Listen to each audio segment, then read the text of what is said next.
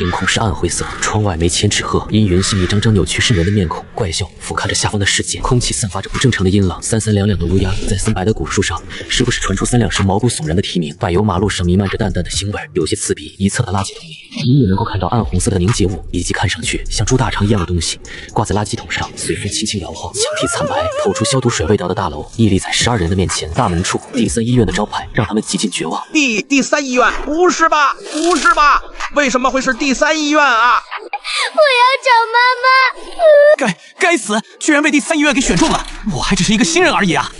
绝望的情绪飞速蔓延，12人8男4，神色各异，唯一相同的便是那眼神中的绝望与恐惧。尹成也并不例外，刚刚从996日常中下班回到家的他，甚至还感到有些心累。惊悚游戏给世界带来绝望、死亡与恐惧，是他的存在。无论年纪老幼，无论何时何地，每一个人都有很高的概率被拉入惊悚游戏之中。没有例外，幽魂、丧尸、厉鬼、僵尸、吸血鬼，一切人类曾经只能够在影视小说当中才能看到的恐怖怪物，在这里都是活生生存在的。稍有不慎，人类脆弱的生命就会如同弹簧。要想活命，唯有遵循惊悚游戏规则，完成游戏任务，才会得到重返人世的机会。第3医院大门口，穿着护士袍，身材凹凸有致，面容妖娆妩媚，却神色冰冷麻木的护士走了出来。他的手里拿着一个小本本，似乎正在核对上边的人数。12人见到护士的刹那间，心底齐刷刷赞叹一声：人间绝色！当然，要是他那本应该洁白如雪的护士袍上没有那些暗红色的痕迹，弥漫着淡淡的血腥味，就更加完美了。即使如此，它也像极了某寂静城中的超模护士，散发着妖异的魅力。游戏开始，当前副本第3医院任务详情：来自惊悚世界的第3医院，在鬼怪界拥有着良好的口碑，无数鬼怪所患的各种疾病，通常都能够在这里得到有效的救治。不过最近一段时间，第3医院内部似乎出现了什么问题，导致人手极度匮乏。不得已，他们只能向外界寻求帮助。亲爱的游戏参与者们，还请配合第3医院为你们合理分配的职工身份，为期1周后未获得不良评价即可返回人世。友情提示：忙碌的第3医院需要兢兢业业的员工，少看多做有助于提升生存几率。本轮游戏基础奖励将会在结束后进行发放。12名游戏参与者的耳畔，来自惊悚游戏的声音渐渐淡去，然而尹成的脑海里却是响起了一道唯有他才能够聆听的声音。幸运玩家尹成，经检测，你身具特殊天赋王者幼年。惊悚世界内任何鬼怪，因为您的魅力，初始好感度将提升为中立，好感度会视情况局势而变化。作为本游戏唯一幸运玩家，恭喜你按天赋抽取轮盘使用机会，是否现在使用？脑海里的声音先是让尹成微微惊讶，随即便化作了无尽的喜悦。先不管那王者诱惑是个什么奇葩的天赋，让他联想到了一些奇奇怪怪的东西，单单只是什么额外天赋抽取轮盘，就足以让他比别人提升一大截的生存几率。惊悚世界降临已经很长时间，人们也逐渐摸清了一些其中的规则，以及某些游戏的求生方法。有些人还利用在惊悚世界内得到的力量，在人世都获得风生水起。天赋便是其中最为特殊、最为稀有的存在。1万个游戏参与者当中，能够有2、3个觉醒天赋的家伙，都算是非常不错的了。还得看天赋的特性是否实用。隐藏的王者诱惑能够让任何鬼怪看到他的第一时间不会产生敌意，保持中立状态，若是传了出去，恐怕会当场荣登人世。天赋等第一，惊悚世界，一个遍布鬼怪恶灵以及各种扭曲生物的世界，散发着生机与活力的人类是他们天生厌恶、憎恨，视作食物一般的存在，如同人类看待猪马、牛羊那样，没有什么不同。这一点是无数历经惊悚游戏的先贤们以鲜血总结出来的道理。抽取额外天赋，尹成不敢犹豫，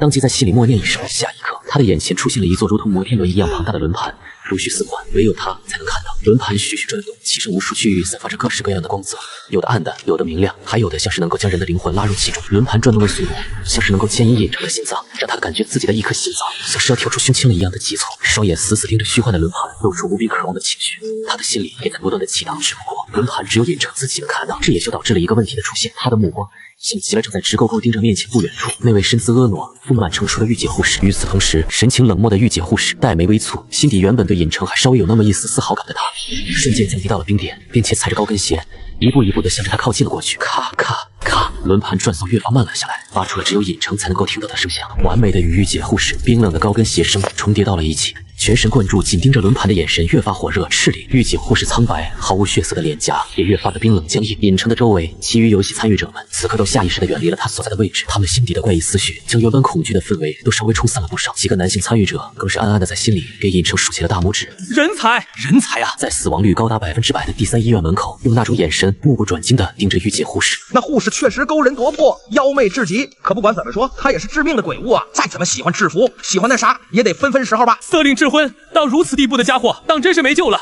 埋了吧！尹成丝毫没有察觉到危机正在步步逼近，因为此刻他已经完全被喜悦所充斥。摩天轮一样的庞大轮盘上，指针精准地落到了一片几乎微不可察的区域之上。恭喜幸运玩家尹成获得神奇唯一天赋——洞察之眼。洞察之眼看穿视野之内鬼怪，包括人类，并且获取他们信息的可怕天赋。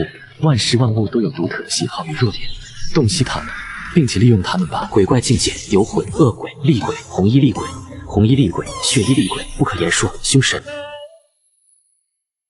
人类，你似乎对我很感兴趣。很润的御姐印将尹成从兴奋中拉回到了现实。他的面前，距离不到半米的地方，身材高挑、身姿曼妙、婀娜的御姐护士，手里不知何时多出了一柄锋利无比的手术刀，在那修长白皙的手指之间，灵巧无比的转动着。尹成只感觉自己周遭的空气越发阴冷了起来。杀意威敏锐的他立马就反应了过来。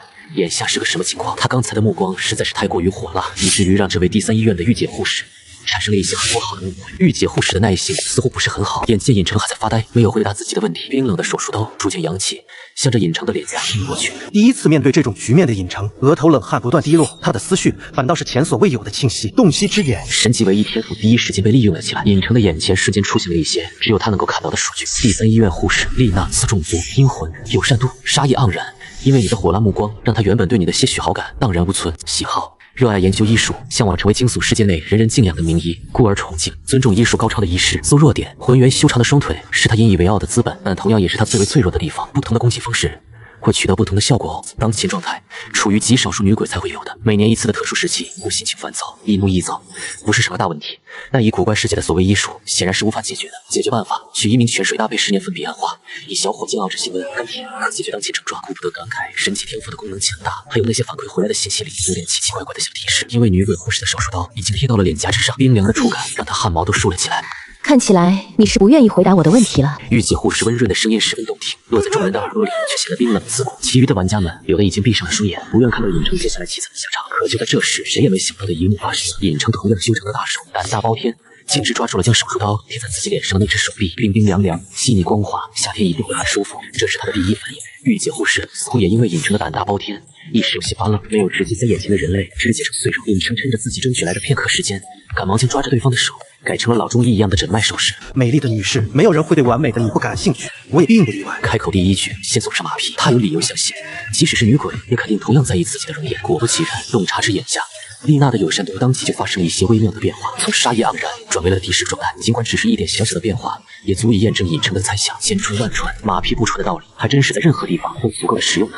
如果说这就是你的临终遗言，那么你可以上路了。御姐护士依旧面无表情，阴冷的鬼气弥漫，让众人无比惶恐，生怕女鬼发起狂来会牵连到他们。不，当然并不只是如此。作为一名有职业操守的医师，我更加注重的是女士你身上的病况。很抱歉，我的眼神有些火辣，让女士产生了一些不好的误会，不过还请见谅。第一次来到惊悚世界，在下对非人类之外的生物所表现出来的病症实在是太感兴趣了。尹成做出一副医学狂人的状态，眼神故作痴迷地看向第3医院。我很庆幸来到这个世界的第一站就是第3医院，这里简直就是我的梦中天堂，也只有在这里才能够让我在这个世界继续发挥身为医师的光和热。话音落下，脸颊上贴着的手术刀并未离去，但尹成很明显地察觉到女鬼丽娜的眼神稍微柔和了那么一些，友善度并未改变。或许是因为对方尚未完全信任他。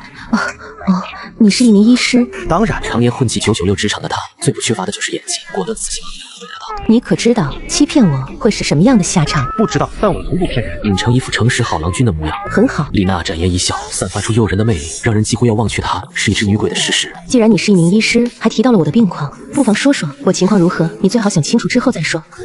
若是错了，那么你撒谎与否都并不重要，因为第3医院也不需要庸医。丽娜灵活的舌头划过她那2颗尖锐的小补牙，笑容背后隐藏着最为致命的杀机。不用想，你的这点小毛病我已经通过诊脉确定了。尹成自信无比，不动声色地松开了丽娜冰冷光滑的手腕，话锋一转：“不过，美丽的女士，你确定要我在这里说出来？”丽娜脸色瞬间产生了一些微妙的变化，她自己是个什么情况，她怎么会不清楚？每年这段时间，那种烦躁的感觉都让她格外的不爽，也找不到什么办法来解决。那些鬼怪医生治疗一些缺胳膊少腿、换眼换心，甚至换头之类的大病，倒是很在行。事关她这样的特殊情况吗？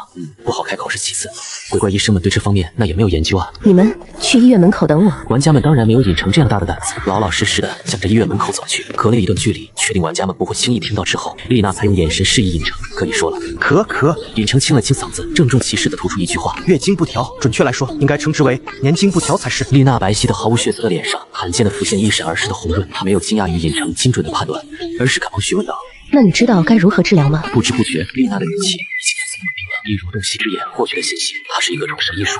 对医师有追求的护士，尹成心底微微一笑。他的视线当中，丽娜的有深度已经从敌视转化为了中立。渐渐有些摸准了丽娜的行为准则之后，他没有选择第一时间将答案放出来。根据那些活着从惊悚游戏当中回归现实的玩家们总结，鬼怪其实也并非完全只知道胡乱杀戮，丝毫不讲道理的存在。在达成某些条件的情况下，人类同样可以与鬼怪做交易，从而获取一些游戏任务之外的特殊奖励。他从丽娜的身上便看到了这样的气氛。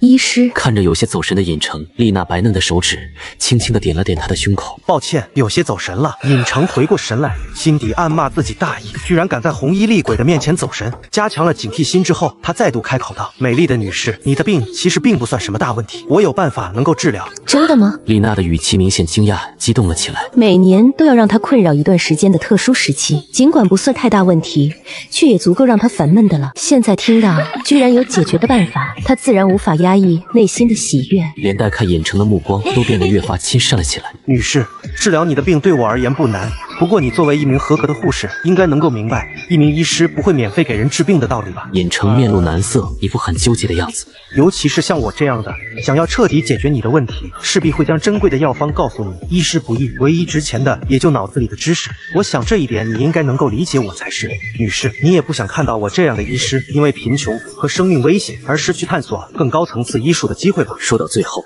尹成的眼里充满了光，明明只是想要收费，却变得大义凛然了起来。有着洞察之眼观察的信息，他已经体会到了信息差所带来的美妙。丽娜什么时候见识过如此能言会道的人类？她接触更多的是被肢解成碎块或者做成标本的死人。心思单纯的他当即就点头道：“你说的有道理，第三医院内的医师治病都是收费很高的，只要你能够确保治好我的病，那么我可以给你一些等价的东西作为报酬。”不愧是一名优秀的护士，我就知道你肯定是能够理解我的。悄无声息地送上一剂马匹之后，尹成将洞察之眼分析出来的解决办法直接告知了丽娜，彰显出一副他很信任对方的姿态，效果也是立竿见影。本就尊重医师的丽娜，其友善度直接就从中立转化为了友好。在丽娜尚未验证尹成给出的方法是否有效的情况下，能够做到如此程度，足见嘴上功夫精妙的神效。给你，这就是我的报酬。丽娜从护士装口袋里掏出一张特殊的卡片，上边还有着一个小小的卡扣，递到了尹成的手中。拿起来一看，上边写着“特聘医师”4个大字。还因为某些规则的作用，卡片上显化出了尹成的头像和姓名。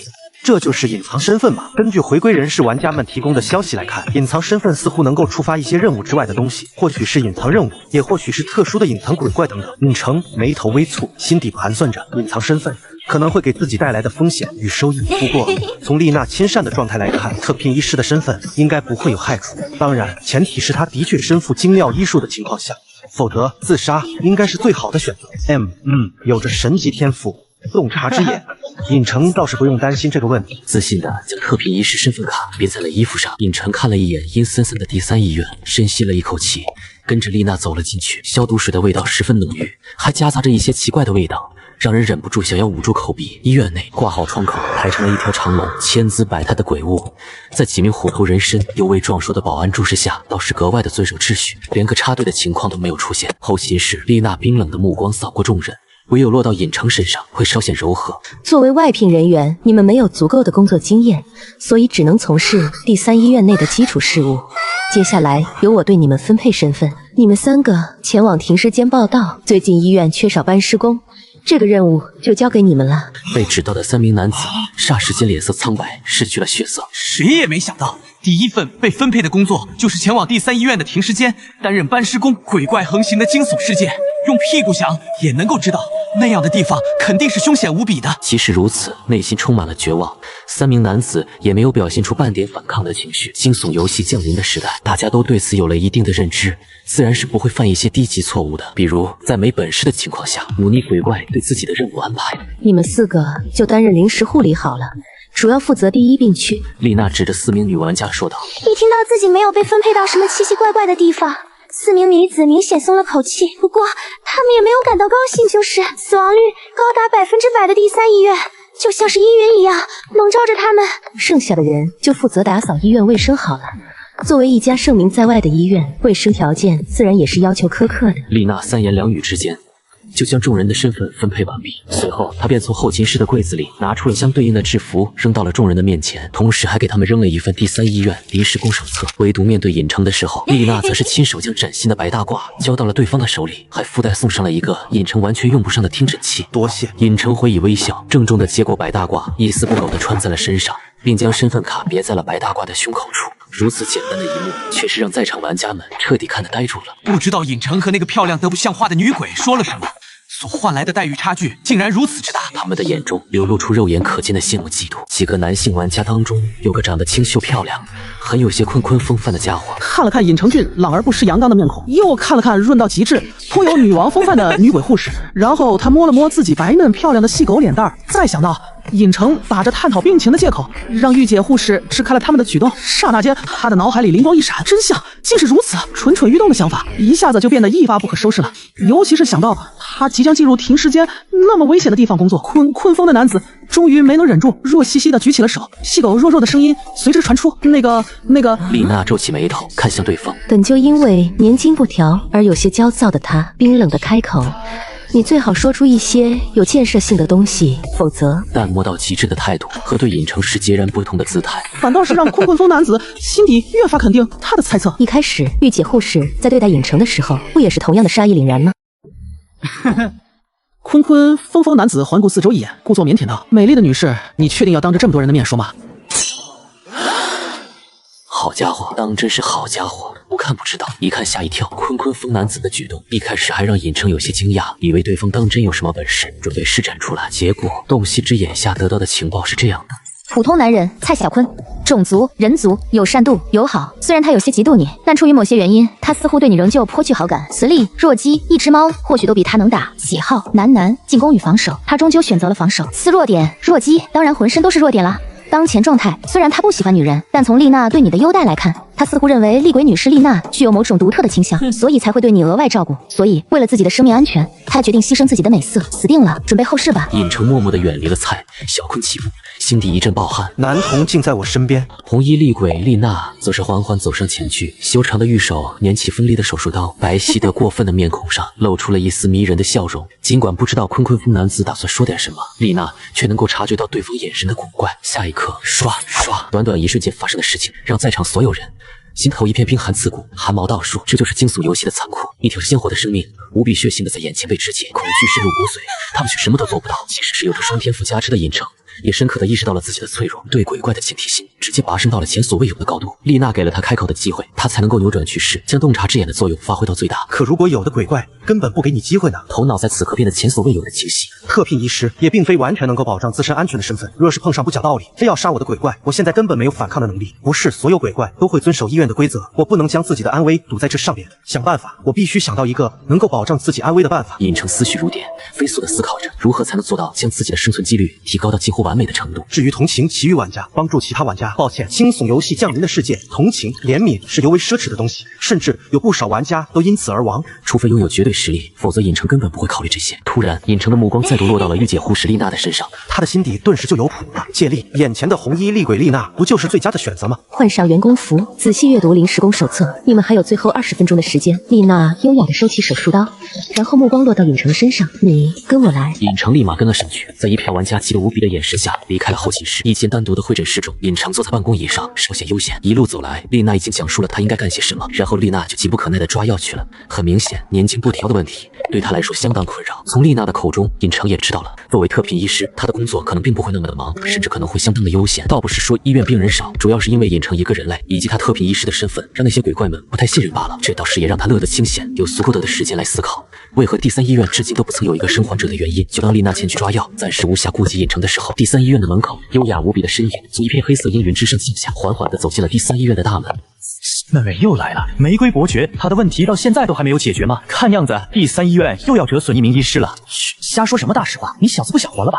一群正在排队拿号的猪头怪、僵尸、丧尸等等，看向那道优雅身影的目光充满了敬畏。他迈着不疾不徐的步伐，妖娆的身姿散发着迷人的魅力，却让那些丑陋的鬼怪们敬而远之。玫瑰伯爵，第3医院的名人，每隔一段时间都会来到这里看病，没有人知道他究竟出现了什么问题。他们只知道，每一次玫瑰伯爵来了之后，至今没有一个给他看病的医师。能活着出现在他们的面前，偏偏第三医院拿他一点办法都没有。这也就导致每次这位让医师闻风丧胆的玫瑰伯爵到来之后，第三医院就会陷入短暂的瘫痪状态，没有哪一位医师愿意接诊这烫手还要命的山药。医院会议室里，一连数10位临时收到消息躲藏到这里的医师们，一个个脸色难看的像是便秘。该死，他到底是得了什么病？怎么每隔一段时间都往这儿跑？一名狼人医师有些狂躁，瞳孔深处则是浓烈的不安。一名通体绿色、浑身伤疤的炼金生化人也是忍不住道：“我的师傅蒙多医师就是死在玫瑰伯爵的手上，我不想步入师傅他老人家的后尘。主任、院长到底去了哪儿？继续这么折腾下去，第三医院迟早会被玫瑰伯爵给整垮的。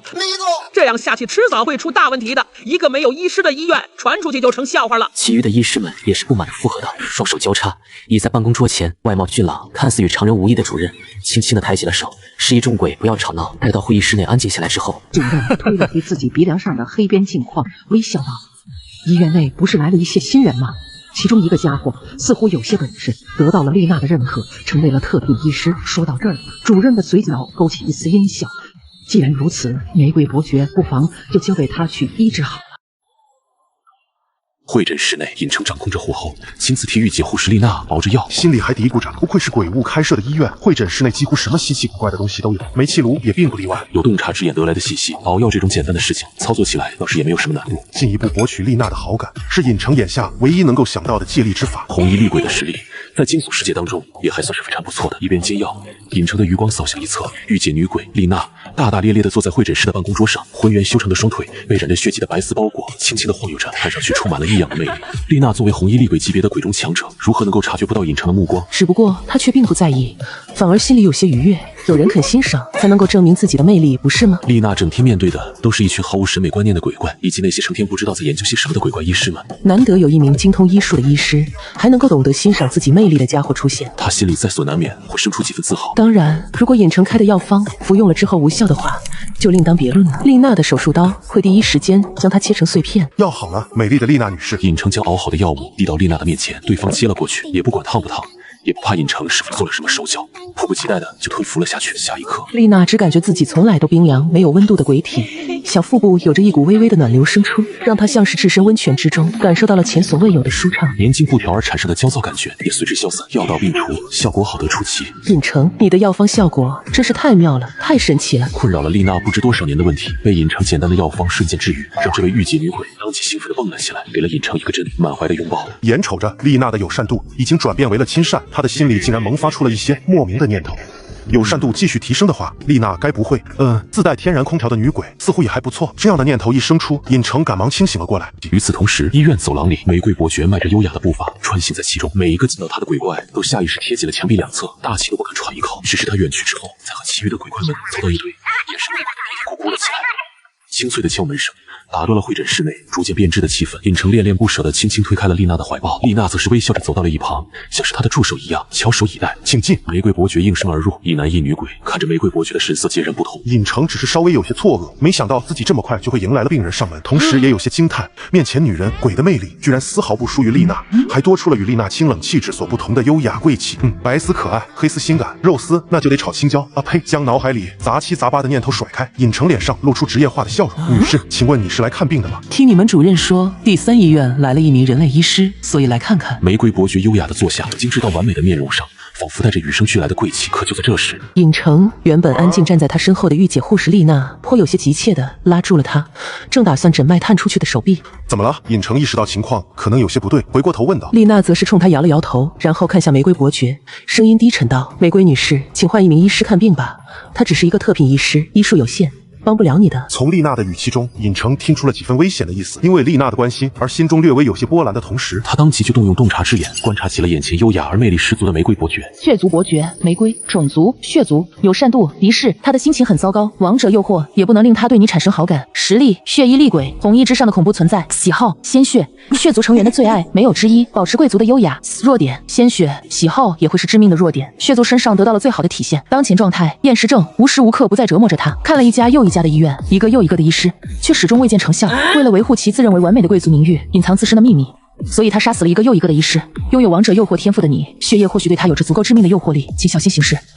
洞察之眼反馈回来的信息，让尹成当时就倒吸了一口凉气，头皮发麻的同时，他感觉自己的汗毛都一根根倒竖了起来。王者诱惑的天赋居然会让他的血液对面前的血族拥有致命的诱惑力。还有特么的，你一个血族得了厌食症是个什么鬼啊？麻了！尹成是真的有些麻了。玫瑰伯爵的病症说简单倒也很简单，说难那也是难如登天。血族真正意义上的食物自然就是鲜血，得了厌食症会有多么的痛苦，毋庸置疑。关键的问题在于，玫瑰伯爵是一尊血衣厉鬼级别的可怕存在，足足比丽娜高出了一个阶位。一旦发难，就算丽娜有心想要庇护他，也是心有余而力不足。怎么办？怎么办？不治那肯定得死。治玫瑰伯爵一看就是经历了很长时间厌食症的折磨，所以才会看似优雅，实则对谁都是杀意盎然的状态。要是知道了我鲜血的秘密，该不会当场给我吸干了吧？尹成心中焦急，脑门上顶着一个大大的 V 字。小姑娘，你只是一名护士，又怎么能够确定这位医师一定就看不好我的病呢？玫瑰伯爵声如玉珠坠地，精粹的同时又有些甜腻的感觉，嘴角挂着优雅贵气的笑容。可那猩红的双瞳，目光落在丽娜的身上，无形的压力让丽娜本就如白玉般毫无血色的面孔，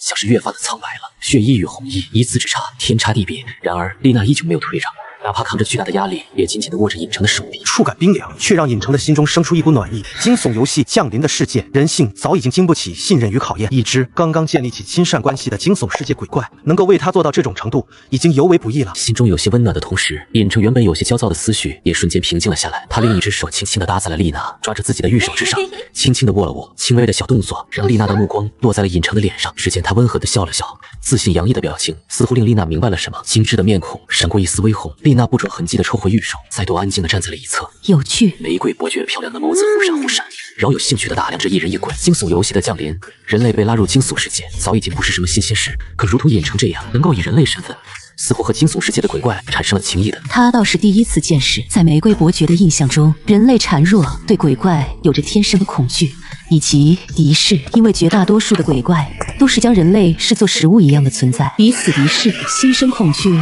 自然是很常见的事情。最不济，那也是敬而远之。唯独像尹成这样，似乎还能和鬼交朋友，而且还得到了信任的，属实是特立独行了。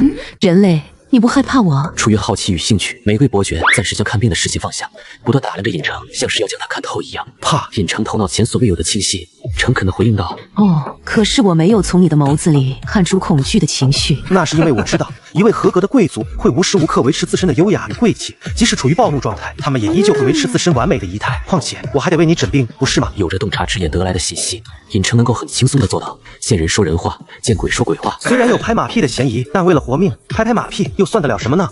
小家伙，说话真好听，我开始喜欢你了呢。能被一名优雅的贵族女士欣赏，是我的幸运。好了，言归正传。玫瑰伯爵前一秒笑颜如花，下一秒就恢复了冷峻生人勿近的姿态，变脸速度堪比分数。贵族的经典技能了。虽然我很喜欢你这嘴甜的小家伙，不过你要是不能看好我的病……玫瑰伯爵妖异的眼神散发着淡淡的危险光泽，话没有出口，却已经让尹成感受到了死亡的危险。纵然心里有些不快，可那也没办法，这就是惊悚世界。人类的傲气，人类的棱角，在这里早就被磨平了。生存才是唯一的准则。若是谈论别的东西，或许我无能为力。可若是谈论医术嘛……尹成脸上流露出绝对的自信。我虽然只是一名特聘医师，可我能够毫不夸张地说，整个第三医院没有谁的医术能够超过我。此言一出，一侧的丽娜眼中光彩更盛，玫瑰伯爵看向她的眼神都变得有些难以捉摸了起来。自信是好事，自信过头就不见得了。小家伙儿，你应该明白这个道理吧？抱歉，如果实话实说，会被当成是盛气凌人的自傲。那么我只想说，第三医院的医师在我面前都是垃圾。尹成此刻彰显出了与之前的小心翼翼截然不同的狂傲。他此刻要做的，就是将自己医道妙手的身份给彻底树立起来，顺便借助玫瑰伯爵的恐怖实力，让自己在第三医院内稳如泰山，再无性命之忧。很好，我喜欢你的自信。玫瑰伯爵没有因为尹成的自傲而产生丝毫不满，反倒是再度露出了笑容。开始吧，希望你的自信真的能够与你的医术相匹配，请伸出手来。尹成没有要继续说下去的意思，打算以行动说明问题。多少装模作样，一下子一眼就看穿别人得了什么病，多少是有点离谱的。终于，玫瑰伯爵显然还是有些见识的，取下了长袖皮手套，精致完美的玉手递到了尹成的身前。尹成毫不忌讳地将两根手指搭了上去，尽管没太用力，感触也是一等一的美妙，肤若凝脂，还有着丽娜所不具有的淡淡温度。卖相吗？哦，一摸三不知，带入神医身份过头，尹成差点忘了自己压根儿不会医术了呢。收敛心神，尹成收回自己的手，故意皱起了眉头。玫瑰伯爵见状，眼神带着几分好奇，他倒是很想知道，眼前让他颇为看得顺眼的人类，是否真的能够靠诊脉就发现自己的病情？女士，你的病症我已经了解了，想必你应该已经受这种病的折磨很久了吧？你真的诊断出来了我的病症？玫瑰伯爵眼中的光彩逐渐明亮了起来，尹成能够清晰地从中读出迫切的情绪。厌食症，没错吧？也就在尹成刚刚开口的刹那，恐怖至极的杀意笼罩了整个会诊室，血色的光芒更是将整个屋子彻底笼罩了起来。玫瑰伯爵依旧坐在原地，独属于血衣厉鬼级别强者才能够掌控的领域力量，顷刻间覆盖了会诊室。血衣之下，步入其中，有死无生。突如其来的惊变，依旧在隐藏的预料之中。洞察之眼得到的信息来看，玫瑰伯爵很是在乎自己贵族的声誉。验尸证明，对于一名血族而言，其意义自然是非同小可的。一旦传出去，被别的血族知道了，恐怕他将会立刻成为整个血族的笑话，还是被钉在耻辱柱上的那种。毕竟血族不爱喝血了，难不成改喝纯牛奶？不过尹成其实很清楚，玫瑰伯爵也不算是不爱喝血，正如同他的喜好那一栏中，鲜血依旧是他的最爱。更大的可能是因为他对鲜血品质的挑剔程度已经达到了无以复加的程度，才会导致了厌食症的出现。我开始有点不那么的喜欢你了，小家伙儿。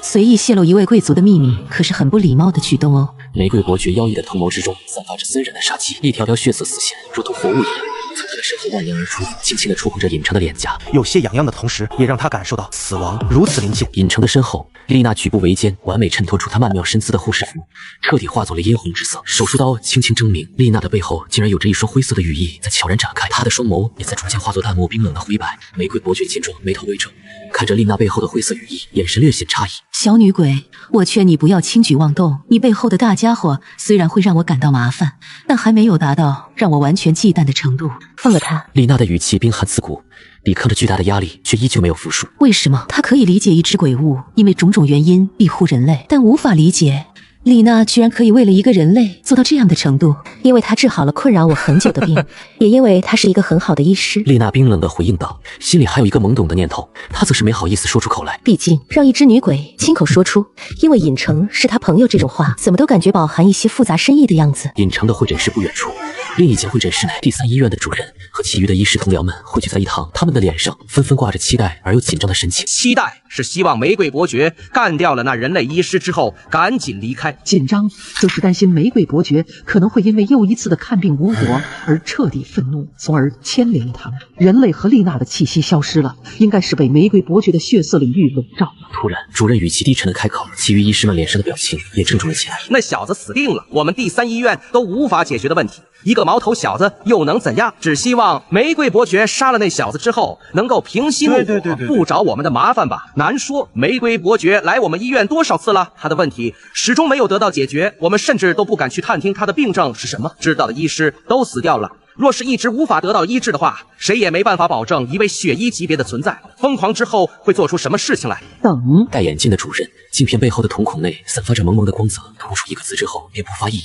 会诊室内也瞬间安静了下来，走廊内各种鬼怪和尹成的会诊室保持了一定的距离，却又眼巴巴地翘首以盼，似乎也在等待着最终结果。玫瑰伯爵的病在第3医院内也算是流传已久，至今没有哪一位医师能够治好，自然也就成为了鬼怪们口中的一大谈资。甚至有胆大包天的鬼怪暗中开盘，引诱其余鬼怪下手，赚得盆满钵满。也有许多的鬼怪在猜测玫瑰伯爵究竟患上了什么诡异的病症，以至于如此长的时间过去都没能够得到解决。一些别有用心的家伙，比如玫瑰伯爵的黑心闺蜜，更是疯狂的暗中搜集着玫瑰伯爵的诊疗信息。丽娜，相信我可没说我不能治好玫瑰伯爵啊！血色领域之中，尹成伸出有些僵硬的手，拉住了丽娜。对方身上的冰寒气息更胜以往，让她忍不住打了个哆嗦，手掌上都凝结了一层霜润。此言一出，诊疗室内惊愕无比的局势瞬间缓和不少。玫瑰伯爵妖异的眸子里闪过一丝惊讶，对方自信过头的样子让他有些怀疑眼前人类的可信度，但他的内心又迫切的希望自己的厌食症能够得到解决。你真能治疗我的病？当然，我不会拿自己的生死开玩笑，生命只有一次，我可不想就这么浪费掉。尹成自信的语气让玫瑰伯爵心中的怀疑稍微降低了一些。说说看。玫瑰伯爵冷静了下来，舔舐着尹成脸颊的血丝也随着收敛了回去。很简单。尹成转过头冲丽娜微微一笑，借用一下你的手术刀可以吗？丽娜虽然有些疑惑，但还是点了点头。接过手术刀，尹成有些苦兮兮地盯着自己的手指头，心中暗叹一声：古有佛祖割肉喂鹰，现有他尹成割只为血族，为了自己的性命，还能怎么样呢？手术刀的锋利远超尹成的想象，只是轻轻一划，实质的鲜血瞬间流淌而出，一股人类无法嗅到，对于鬼怪们而言却充满了诱惑力的芬芳瞬间弥漫而出。玫瑰伯爵的眼神刹那间就直了，不仅仅只是他，就连并非血族的丽娜心中都萌生出了一股淡淡的渴望。吧唧，当鲜血即将顺着手指滴落到桌面上的时候，出乎尹成和丽娜意料之外的场景出现了。他有想过自己的鲜血对玫瑰伯爵有很大的吸引力，却没想到这吸引力何止是很大，简直就尼玛的离谱啊！处处充满了优雅之态，即使是杀戮都要优雅的玫瑰伯爵，竟直接将他的手指拉拉了过去，放进了嘴里。玫瑰伯爵白皙的脸颊上瞬间改变了神情，之前的眼神无光一扫而光，此刻尹成有种说不出来的感觉，血族天生具备的麻痹猎物的能力，让他感受到了曾经前所未有的感觉，以至于他都忽略了自己身体正在逐渐虚弱，像是困极了一般，都快睁不开眼的状态。他的脸色迅速苍白了下去，和丽娜都有得一拼。尹成，丽娜回过神来，惊呼一声，才将沉沦其中的尹成给惊醒。卧槽！他的声音都变得沙哑而无力。停下，快停下！再吸下去我就得嗝屁了。尹成有些绷不住了，想到了有吸引力，但没想到吸引力会这么大的抽象。可他区区一个人类，又如何能够拗得过血衣级别的血族伯爵？即使是丽娜从旁帮他，也是完全无可奈何。尹成只感觉自己脑门上的 V 字正在飞速向着死字转变。霎时间，他脑海里灵光一闪，其中生智，拼尽全力用沙哑的声音大喊道：“女士，一顿饱和顿顿饱，你应该还是明白的吧？”此话一出，玫瑰伯爵享受而贪婪的眼神终于恢复了几许清明。脸色苍白如纸，身体像是鬼上身，连动弹一下的力气都没有，很诡异，也让他心绪无比的复杂。既想要将手指抽回来吧，又有些恋恋不舍的那种纠结感，很是要命。好在玫瑰伯爵被尹成的话给惊醒，没有继续吮吸他的鲜血，仅仅只是将他的手指头含着，像是在品味着刚才汲取的美味。散发着绝美魅力的脸神红润逐渐褪去之后，玫瑰伯爵才恋恋不舍地松开了口中的手指，悄然间流露出来的媚态，让即使是虚弱至极的尹成也是微微地弓起了身子。他也不是什么柳下惠，更不是无能之人。若是面对如此姿态的玫瑰伯爵，他都没有半点敬意，那尹成估计就得考虑考虑，自己是不是和那个死掉的坤坤疯男子一样有大问题了。小家伙，我真是越来越喜欢你了呢，跟我回城堡里去吧，我保证将你养得白白胖胖的呢。玫瑰伯爵猩红而妖异的眼神，看得尹成一阵毛骨悚然。开什么玩笑？被带回血族城堡养起来，充当人形储血库。一想到那种凄惨的下场，尹成脸色都阴沉了几分。女士，这就是你面对能够治疗你病症医师的态度吗？玫瑰伯爵，你有些过分了。丽娜眼中同样泛起怒意，她不容许自己尊敬的医师受到这样的待遇。刹那间，她身后的羽翼展开到了极致，身躯被一股无形的力量托举到了半空。血色的领域之中，一股尤为特殊的力量自丽娜的体内弥漫了出来。那股力量荡漾出来的波纹所过之处，桌椅、纸笔竟然在以肉眼可见的速度腐朽了起来，连领域中的血色似乎都在以极为缓慢的速度褪色着。尹成惊愕无比，他没想到丽娜身为红衣级别的鬼怪，竟然能够影响到玫瑰伯爵的领域，连人类世界都众所周知，鬼怪当中每一级的差距都犹如天堑。丽娜却能够做到如此程度，答案只有一个，她是特殊鬼怪，拥有着表里两层身份的那一种。人类在惊悚游戏降临之后，也并不是毫无建树的，一些老玩家们已经逐渐摸索出了有关于惊悚世界的很多信息，特殊鬼怪就是其中之一，一体双魂，或者具有表象和里象双重身份，甚至于平时看上去就是一件死物，却能够转化为恐怖鬼怪的存在，都是属于特殊鬼怪的一种。毋庸置疑的一点是，特殊鬼怪在惊悚世界之中是极为罕见的，他们要么极端强大，要么具备某些罕见的能力。丽娜这不就是具备罕见能力的特殊鬼物？看样子洞察之眼也并非万能。丽娜的里象身份，至少我就无法窥破。尹成深深的警醒，对于惊悚世界的危险程度又有了全新的认识。当然，他更加怀疑自己无法看穿丽娜里层身份的原因，是因为自己实力太弱的缘故。洞察之眼是神级唯一天赋，按照道理而言，肯定不会那么简单才是。收起复杂的思绪，尹成看向丽娜的时候，再度尝试动用起了洞察之眼。下一刻，反馈回来的信息则是和最初看到的产生了一些变化。第3医院护士丽娜，种族李湘，死亡天使，罕见至极的特殊鬼物，拥有给世界带来死亡凋零的可怕力量。友善度、信任，能够收获鬼物的信任是难能可贵的事情，还请珍惜。磁力、准血衣，极度不稳定状态，过于强大的力量往往不是能够轻易掌控的，尤其是境界不足的时候。喜好学习医术，渴望成为像尹成医师那样妙手回春的医术大师。因某人而产生的转变，此弱点，双腿、羽翼，象征死亡的双翼，或许也会给自己带来死亡。当前状态，愤怒，他无法看到自己崇敬的医师遭受苦难而坐视不理，或许还有一些别的因素。看到信息的第一时间，尹成没有去惊叹丽娜里象身份的强大，而是真切地感受到了丽娜对自己的关切。红衣厉鬼的他尚且无法掌控死亡天使的力量，他却能够为了他动用那股可能会给自己造成伤害的力量，来与玫瑰伯爵相抗衡。明知不可为而为之，明知不可胜而战之。有时候不是因为愚蠢，而是因为简单纯粹。这一刻，尹成的心里像是明悟了一些东西。死亡随处可见的惊悚游戏中，同类相残、彼此欺骗利用的情况太过正常，以至于玩家们之间在游戏中几乎难以建立起信任关系。第一次来到惊悚世界，他没有与同类产生过多交集，反倒是和一只漂亮的女鬼建立起了信任关系。鬼怪那种铭刻在骨子里，给人带来的恐惧感正在逐渐散去，取而代之的像是打开了新世界的大门。鬼怪同样也是能够成为朋友的，更甚至至少从丽娜的身上，信任关系建立起来之后，尹成能够感受到，只要自己不做出某些脑残的举动来，对方真是在将自己当做可靠的朋友来对待的。他没有人人类那种复杂至极的思想，信任就是信任。因此，为了尹成这个人类朋友，他能够扛着高自己一阶玫瑰伯爵的压力来维护他。不喜欢的，也就是不喜欢，他能够手段残忍地杀死一名人类男子，如碾死一只蚂蚁，简单而纯粹。丽娜，相信我，让我来处理好吗？尹成平静的目光像是具有某种魔力一般，与丽娜对视着，温和无比。简单的话语却让他迅速地平静了下来。好，只是简单的一个字，却让尹成感受到丽娜对他的信任更一步加深了。果不其然，洞察之眼下，丽娜对他的友善度已经从信任提升到了推心置腹。尹成嘴角微微上扬，他治疗丽娜的小小恩情，以及他冒牌医师的身份，换来了丽娜的好感，甚至从亲善提升到了信任的程度。所以丽娜不惜付出代价，也想要保护他。同样的，尹成不希望看到丽娜受到损伤，而让他停手的举动，也让丽娜感受到了来自他的关切，所以他的信任进一步加深了，简单而纯粹。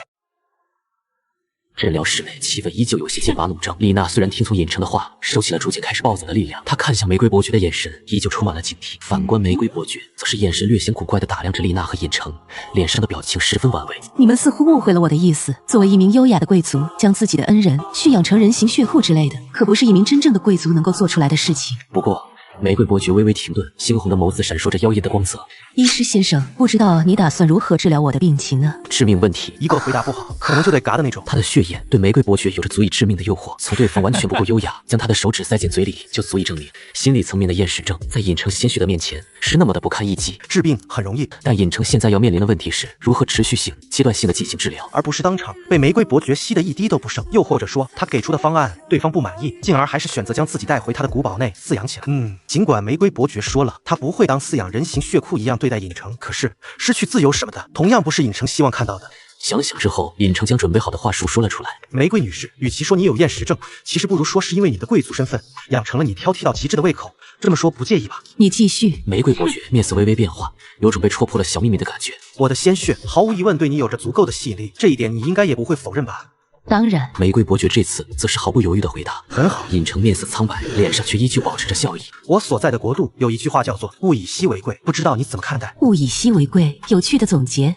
大多数时候的确如此。同样的一种食物，若是天天吃，纵然是山珍海味，也终究会有腻味的那一天，不是吗？玫瑰伯爵闻言莞尔一笑道：“小家伙儿，拐弯抹角这么半天，就是为了让我有节制地吸食你的血液，从而给你充足的时间成长，然后想办法逃离我。”不，尹成摇了摇头，目光诚恳地直视着对方的眼睛。一尊血衣，厉鬼级别的强者，拥有领域式标志，被共识的信息放在整个惊悚世界内都是处于上游的存在，更别提你的背后还站着血族。我只是一名倒霉蛋，被惊悚游戏选中，拉入了这个光怪陆离的世界。所幸运气不错，遇上了丽娜这样漂亮温柔的女士，给了我一个颇为安全的身份而已。尹成充分发挥着自己的3寸不烂之舌，与玫瑰伯爵谈判的时候，还不忘记暗暗地给丽娜送上一骑马匹。论成哥的社交话术，多余的话就不说了。我没有能够在这个世界完美生存下去的实力，如果能够抱上一条大腿，而我又只需要付出一些不足以致命的血液，何乐而不为呢？至于逃离，尹成颇有些苦涩地笑了笑。伯爵女士，你可知道，若是换一名人类玩家，他们会有多么羡慕我眼下的待遇？生存还是死亡，这是一个问题。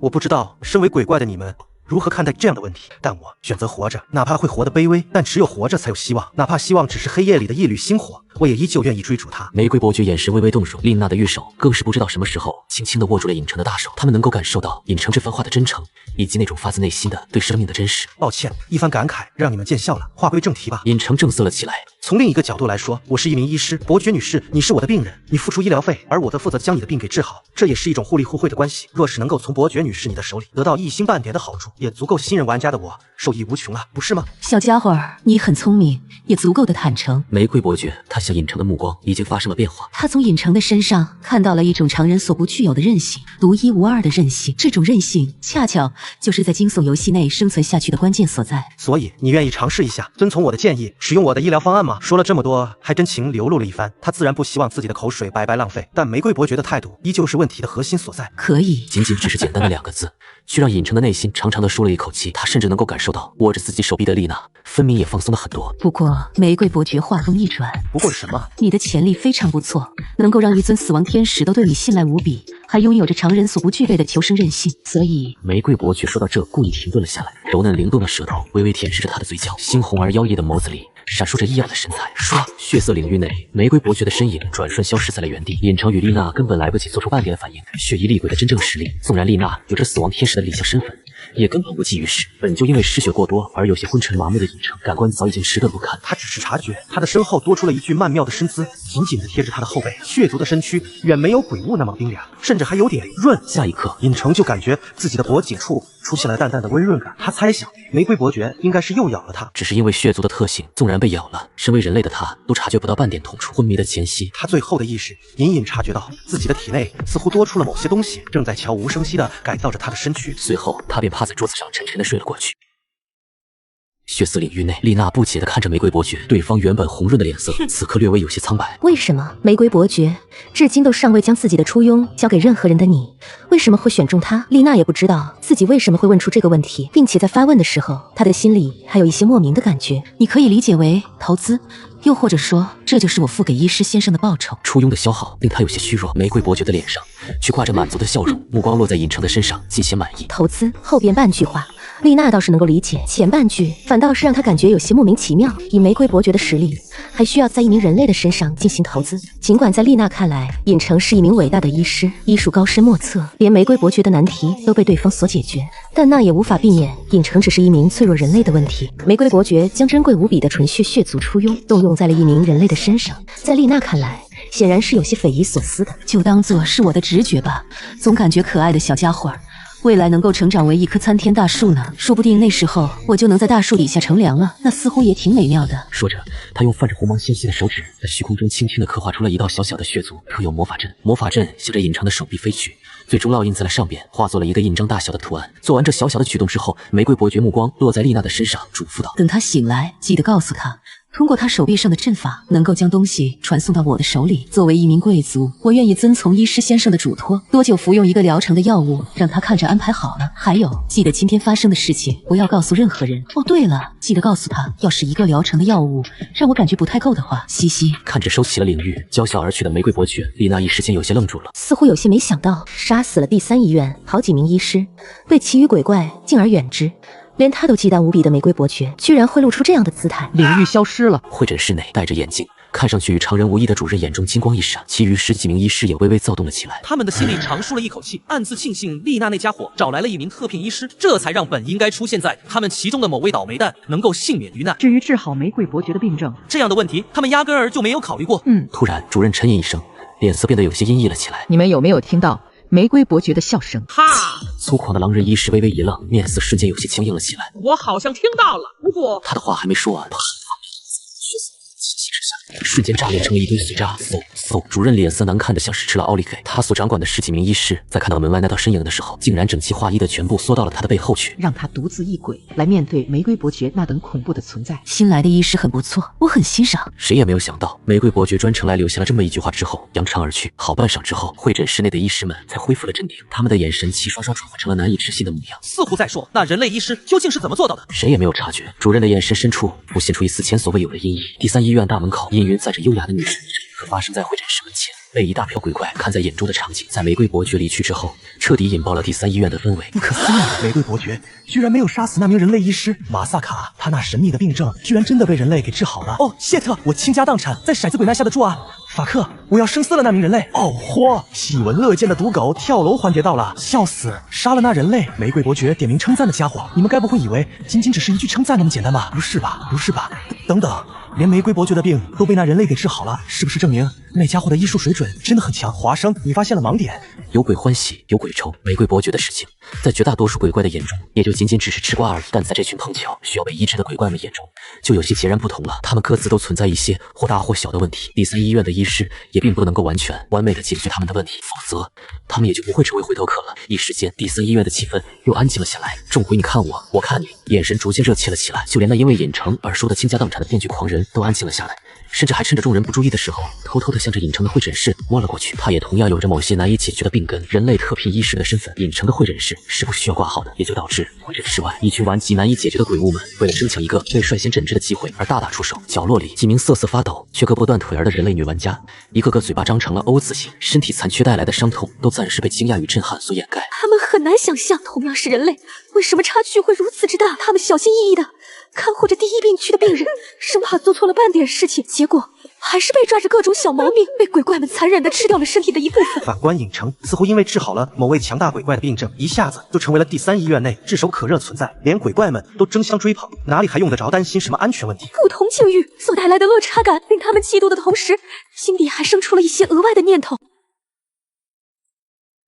宽敞的走廊因为鬼怪们的争先恐后而显得十分拥挤。昏睡状态的尹成并不知道，他的会诊室门前已经排起了长龙一样的队伍。好在有丽娜这个贴心的好帮手，替他维持住了秩序。另一边，10几名鬼怪医师汇聚的会诊室内，主任的脸色阴晴难定，瞳孔深处弥漫着他人难以察觉的杀意。他的计划绝不容许任何意外因素的破坏。可偏偏那该死的人类小子居然会被玫瑰伯爵所看中，血衣厉鬼级别的恐怖存在，即使是他这位第3医院的主任，在对方的眼里也与蝼蚁无异。该死，该死！区人类为什么就不能安心的去死呢？主任心底疯狂咆哮，表面上却还要维持着平静。主任，咱们现在怎么办？那人类小子好运的被玫瑰伯爵所看中，咱们要不要表露一点善意，给那位卖个面子？尽管他们对尹成是羡慕嫉妒恨，但那又能怎么样呢？还不如切合实际一点，想办法从尹成这边侧面讨好一下玫瑰伯爵。那可是血衣厉鬼啊，随便扔点东西都足够他们这些连红衣都算不上的家伙受益匪浅了。表露善意，主任镜片之后的双眸阴翳无比，语气有些意味深长道：“的确，那可是玫瑰伯爵，当然值得我们表露善意了。既然主任你也这么想，那么咱们接下来怎么做？”神经大条的鬼怪医师们显然没有意识到主任的古怪之处，而是一个个都阴气地想着该如何讨好玫瑰伯爵的方案。不急，就算要给予那人类一定的好处，也得在游戏的规则之内，不是吗？主任脸上露出诡异的笑容，眼眸内闪烁着狠辣之色。昏迷了几乎半个小时的尹成，感觉自己像是做了一个奇幻的梦，梦醒时分却又什么都会想不起来的那种。我似乎……尹成握了握拳，那种感觉像是能够随手一拳打死一头牛的古怪感觉，让他有些莫名其妙。难不成我太过虚弱，导致自己出现了幻觉？他忍不住尝试性的站起身来，噼里啪啦，浑身的筋骨顿时发出一阵清脆的声响。尹成只感觉自己的身体状态好得简直前所未有，连曾经因为996而留下的陈疴旧疾似乎都全然消失了。丽娜看屋内没人，尹成尝试性的喊了一声，会诊室的门应声而开。你醒了。丽娜白皙无血丝的脸上笑颜展露，关门之后，她赶忙走上前来，围绕着尹成转了好几圈，确定他没有任何问题之后，丽娜才松了口气，笑吟吟地打量着他。尹成感觉丽娜的眼神似乎有些不对劲，赶忙问道：“玫瑰伯爵呢？他是离开了，还是走了？”丽娜脸上的笑容逐渐消失，语气中的兴奋也跟着退却。尹成见状，心中暗道一声：自己真蠢。丽娜能够一听见自己的呼唤，立马就出现在身边，很显然是一直守候在外边，保护着他的安危。然而他醒来的第一件事情，居然是将丽娜叫进来，然后询问玫瑰伯爵那女人，这不是纯纯的负心汉表现吗？肿么办？肿么办？尹成的脑袋飞速思考，不知道是陈哥的外号发挥了作用，还是他想给天下女人一个家的本质开始生效。尹成故作松了一口气的模样道：“万幸他已经走了，我还以为欲言又止的状态，果不其然，勾起了丽娜的好奇。以为什么？他没有第一时间开口，而是上前一步，轻轻握住了丽娜冰凉如玉的小手，然后攥紧。我还以为我要失去在这个世界唯一的最重要的朋友了。丽娜真诚而饱含情感的目光，加上略微让人有些肉麻的语气，作为一只毫无经历的黄花小女鬼，丽娜什么时候面对过这样的场景？白皙的脸上瞬间升起红云，目光都变得躲躲闪闪了起来，不敢直视尹成的双眼。你在说什么呢？什么就要失去我了啊？丽娜有些小慌张的语气，带着些许疑惑，明显比冷冰冰的回应多出了几分异样的情绪。更重要的是，她默认了自己是尹成唯一的、最重要的朋友。这一点，没吃过猪肉，尹成还是见过猪跑的。看过不少狗血剧的他，当即心领神会，将丽娜的小心思彻底拿捏。你知道吗？就在刚刚昏迷的时候，我做了一个可怕的噩梦。尹成脸上带着心有余悸的表情。噩梦？丽娜越发的好奇，以至于都忘记了他的双手还被尹成肆意的抓着。是的，尹成语气变得有些惶恐。我梦见玫瑰伯爵，他最终拒绝了我的提议，仍旧坚持要将我带回他的古堡，当做人形血库饲养起来。你知道当时我有多么的绝望吗？略微颤抖的语气、惊慌的眼神，以及双手越发用力抓紧，生怕会失去了什么一样的举动，让丽娜那颗早就不会跳动的心脏，此刻像是再度扑通扑通的跳动了起来。她也说不上来，那究竟是一种什么感觉？看向尹成的目光却是柔和到了他自己都难以察觉的程度。在梦中，我以为自己死定了，但是你，丽娜，是你不惜一切代价，拼死都要拯救我，甚至为了我。尹成恰到好处的没有说完，眼眸中闪过一丝哀伤，沉默不言。丽娜也被这种情绪所感染，紧紧地抓着尹成的大手，不愿放开。我以为我要失去你了，丽娜，真是万幸，那只是一个噩梦。如果说我们之中真的有一个必死无疑，我希望那个人会是我。安静了半晌之后，尹成双手轻轻抬起丽娜的脑袋，直视着她的双眼，眨言眨语，张口就来，配合上他那教科书式的温柔眼神，从来没有经历过如此攻势的丽娜当场就被融化了。她想要说点什么来表达自己一切都是自愿的，想要告诉尹成，为了朋友就算是死她也在所不惜。然而成哥被动天赋觉醒的尹成，轻轻地伸出一根手指，点在了丽娜冰冰凉凉的嘴唇上，完全不给丽娜开口的机会，一切尽在无言中。指尖的温润，以及两张靠得很近的面孔，逐渐开始令屋内的气氛升温，越来越近，越来越近。两张面孔彼此之间仅仅只剩下了尹成那根手指的距离之后，咚咚咚，敲门声响起。回过神来的丽娜脸上的红润一闪而逝，像是小兔子一样一下子蹦开老远。尹成内牛满面，千言万语在心中化作了一个超字，功亏一篑啊！丽娜一看就是那种毫无精力的黄花小女鬼，好不容易有这么水到渠成的机会，结果却被打断了。转职亡灵骑士的机会就在眼前，却被小小之辈阻断道途，阻道之仇不死不休。不知不觉间，尹成的心态早已经发生了转变。亡灵骑士什么的，好像也不是不可以的样子。他还没发现的是，不单单心态，他的身躯也已经被改变了。毕竟是上班时间，尽管被打断了攻略进程，尹成也还是压着心底的不爽，准备给鬼鬼们治病。到现在为止，惊悚游戏都还没给他颁布任务，他都有些疑惑，隐藏身份是不是没有起到应有的作用？根据现实世界那些高玩的游戏经验来看，惊悚游戏将玩家拉进对应的副本之后，会随机分配对应的身份，或者如同第三医院这样，由鬼怪来给他们安排身份。基本上，身份确定之后，惊悚游戏对应不同玩家的任务也会随之发布。完成任务是第一要素，那是脱离惊悚世界。回归人世的唯一办法，其次自然就是想尽一切办法求生了。到了尹成这儿，特聘医师的身份到手之后，病人都打发了2位了，任务却依旧是毫无头绪的样子，自然让他感到有些古怪。进入到会诊室内的不是前来求医的鬼怪，也不是那几名打算前来求助的人类玩家，而是戴着眼镜、面色略显阴翳的第三医院主任。尹成也不管是谁，当即动用洞察之眼观察起来者的信息。第三医院主任贺毅，种族阴魂，贪财鬼，友善度仇恨，你似乎挡了这位贪财鬼的财路。实力厉鬼巅峰，喜好钱，一切有价值的东西都可称之为钱。弱点钱，视财如命的他，终将泯灭在疯狂的敛财道路上。当前状态一定要弄死这该死的人类，让他悄无声息的在规则之内的死在医院之中。停尸库的任务似乎就是个不错的选择。那头食尸鬼想必不介意享用一番新鲜的人类血肉作为调剂品。第三病区的暴食鬼应该也会喜欢那人类年轻的肉体。尼玛，品味着洞察之眼反馈回来的信息，他有些怀疑自己的王者诱惑天赋，难不成是假的？说好的基础友善度为中立呢？怎么接二连三蹦出来的家伙都一副想要了自己小命儿的样子？丽娜是误会了，可以解释。玫瑰伯爵是因病烦躁，也能理解。特么的素不相识，面都没见过的第三医院主任，他怎么就挡了对方的财路了？玫瑰伯爵的友善度最差都才敌视而已，这货特么都直接上升到仇恨的程度了，简直是匪夷所思。尹成虽然心里正在绞尽脑汁，想着如何弄死这货，表面上则是依旧不动声色，眯着眼睛故意瞅了一眼对方胸前的身份牌道。贺主任有何指教？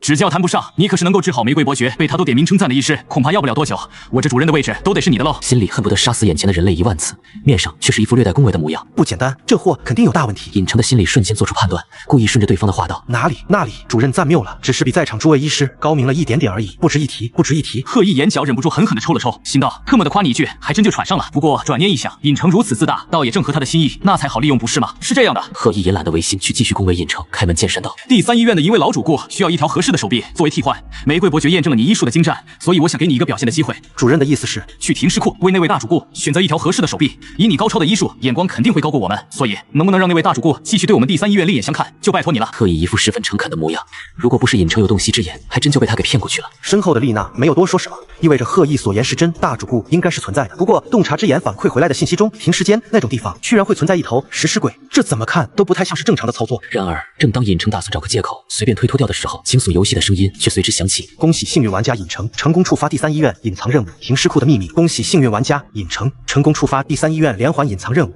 第三医院的危机。注：每完成1环隐藏任务都可获得一部分奖励，圆满完成所有任务将会获得额外奖励加成，所有奖励会在游戏最终结算时发放。原来如此，尹成心中顿时明白了他的任务始终没有被发布的缘由所在。想要成为特聘医师，就必须得有经得起鬼怪考验的医术。对于人类玩家而言，这无疑是个巨大的难点，即使是老玩家恐怕也不太够看。跨越物种的治疗就足够困难了，更别提跨越维度。普通和超凡拥有了身份只是第一步，也正是这一步的踏出，才会接触到第三医院的隐藏任务，也将会被贺毅给盯上。危机与任务自然接踵而至，接受还是推辞？尹成陷入了简短的思考当中。隐藏任务的奖励肯定是丰厚的，食尸鬼所带来的威胁，估计对于他来说应该也是足够致命的，否则贺毅就不会玩这么一手借刀杀人了。尹成很清楚自己现在的身份，有玫瑰伯爵作为后台，第三医院的这些鬼怪肯定是不敢对他轻举妄动的。他若是一心推辞，贺毅是没有办法奈何他的，毕竟这货不敢明面上除掉他，就连借刀杀人，其实对于贺毅而言就已经冒着极大的风险了。玫瑰伯爵那样的存在，一旦撕破了脸皮，很有可能会屠戮掉一切此事的相关者。贺毅之所以敢这么干，是因为他完全不知道玫瑰伯爵的病因是什么，到底有多么的严重。思虑再三之后，尹成故作沉吟道：既然主任如此信任我，那么我要是这么点事儿都辜负主任的期望，可就有些不识抬举了。不过嘛，贺毅眼瞅着对方即将答应下来，赶忙故意卖好道：放心。心，只要你能够让那位主顾满意，报酬方面保证不会让你失望的。不，我要说的不是这个。尹成摇了摇头，那是我只是想让丽娜与我一同前去而已，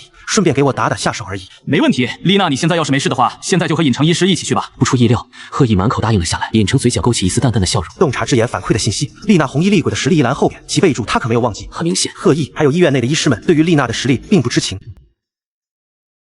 第3医院的停尸库在地下负3层，因为某些原因，这里没有电梯。阴森幽冷的甬道是通往停尸库的必经之路。惊悚世界的停尸库，真实意义并非只是寄存尸体、存放尸体，每一具尸体对于医院都是有价值的。无论缺胳膊断腿儿，还是只剩下零星的几个器官，总有那么一些患病或者因为某些原因残缺了的鬼物会有所需求。停尸库等同于仓库而已。他的脚步声回荡在四下无人的阴暗环境中，加上刺鼻的消毒水和若有若无的异味，能够勾起人心中最纯粹的恐惧感。哪怕甬道内空无一物，却始终给尹成一种随时可能会有一张可怕撕裂的面孔出现在眼前的诡异感觉。丽娜，你能够察觉到附近是否有鬼怪存在吗？深入甬道一段距离之后，尹成停下脚步，谨慎地问道：“没有，怎么了？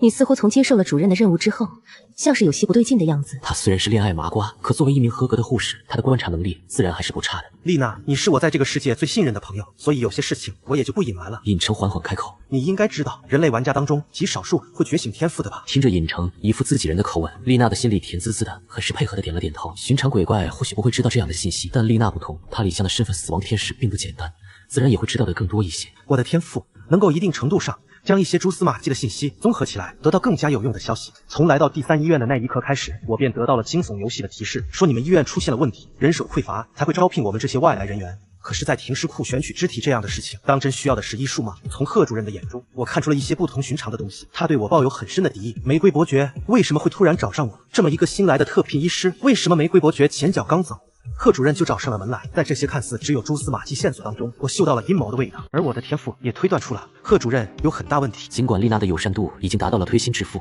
并且逐渐在转变为眷恋痴迷，尹成还是不会轻易将洞察之眼这样的天赋秘密泄露出去，只是换了个意思，将其弱化了无数倍之后告知给了丽娜。居然是贺毅那家伙！恋爱脑被激活的丽娜完全没有要反驳尹成的意思，甚至连一丁点质疑都没有。丽娜，你似乎知道一些东西。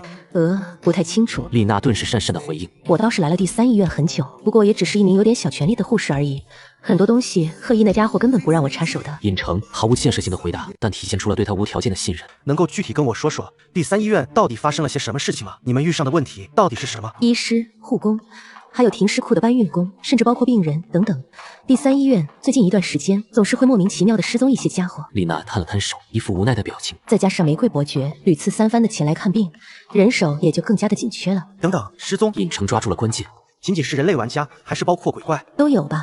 人类玩家至今都没有一个能活着走出第3医院的呢。不过你放心，有我在，尹成你肯定会安然无恙的。丽娜拍了拍他那胸怀若谷的壮阔，带起一阵波澜起伏，诱人的景色。尹成此刻却没有功夫欣赏。是人类玩家唯一能活着出去。贪财鬼贺毅，停尸库内的食尸鬼，一条又一条看似毫无关系的线索，在尹成的脑海里飞速盘旋着。他感觉只差一点点的信息，他就能够破解谜题，彻底解开第3医院的秘密了。突然，尹成灵光一闪：“丽娜，第3医院的院长呢？”院长那老头子啊，自从有一次外出回来之后，就待在他的私人办公室里，很久不曾出来过了，并且严令禁止任何人擅闯。好像是说他触碰到了突破血衣境界的门栏，闭关了。这么巧合？那有副院长之类的存在吗？没有。第3医院的职权划分很简单，就院长、主任、医师和护士，以及一些杂七杂八的小工而已。也就是说，贺毅眼下等同于主管着一切事务，对吧？尹成的眼神越发明亮了起来。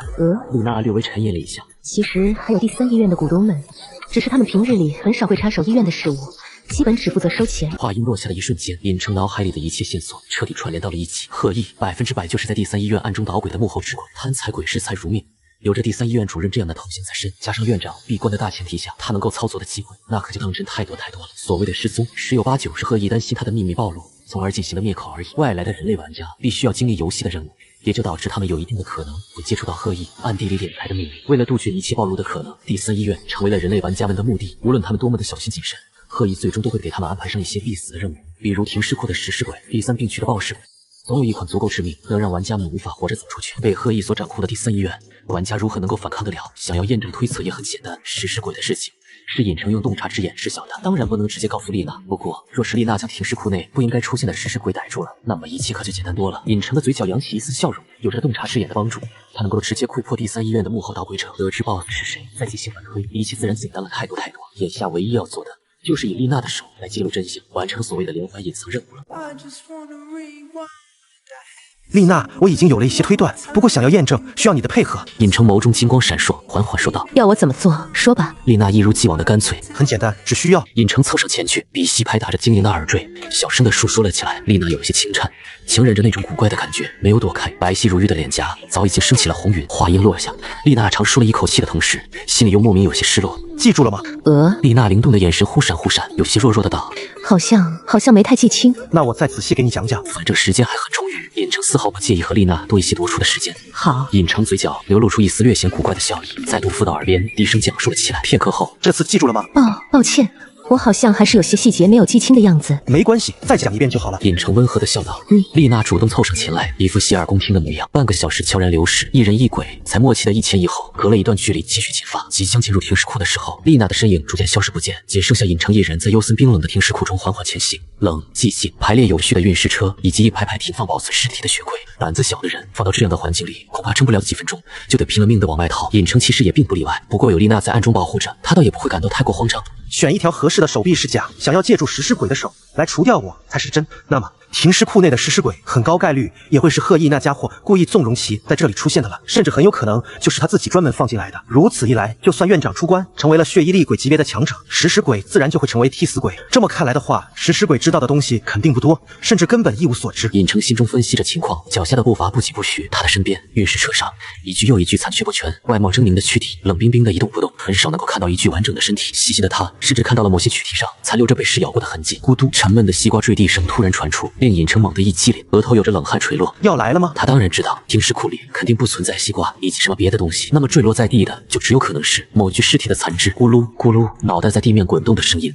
在震落可闻的环境中是那么的清晰。尹成闻声看去，瞳孔微微一缩，地上一颗双眼空洞，被啃噬的仅剩下零星血肉的脑袋，沾染着鲜血和某些未知的粘稠液体，触目惊心。那双空洞的眼睛碰巧与尹成的目光对到了一起，让他头皮都有些发炸。安全归安全，但人类的恐惧却不是那么容易摆脱的。尹成全神贯注，警惕无比地观察起四周来。水珠坠落到地面的声音传出，目光所及，滴落到地面的水珠与那被啃食的所剩无几的人头上粘稠的液体如出一辙，在上面。尹成身体猛然退后，目光迅速锁定天花板上的那道人于黑暗中身影。食尸鬼的袭来速度远比他想象的要更快。枯瘦没有皮肤，暗红色的肌肉被黑乎乎的粘液所包裹，随着他的靠近，一股恶臭的味道几乎是扑面而来。游荡者无势力归属，无名种族，食尸鬼有深度，中立磁力，恶鬼喜好吞噬尸体，弱点脑袋智力残缺，简称脑残。生前状态，他似乎对你有些感兴趣，并且故意将吃剩下的脑袋扔给你，想看看你是否愿意和他一起进食。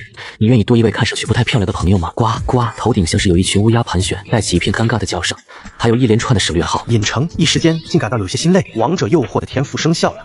终于有一个不带一上来就对自己杀意满满的鬼怪了，可是好像有点友好过头了吧？谁特么要和你一起进食啊？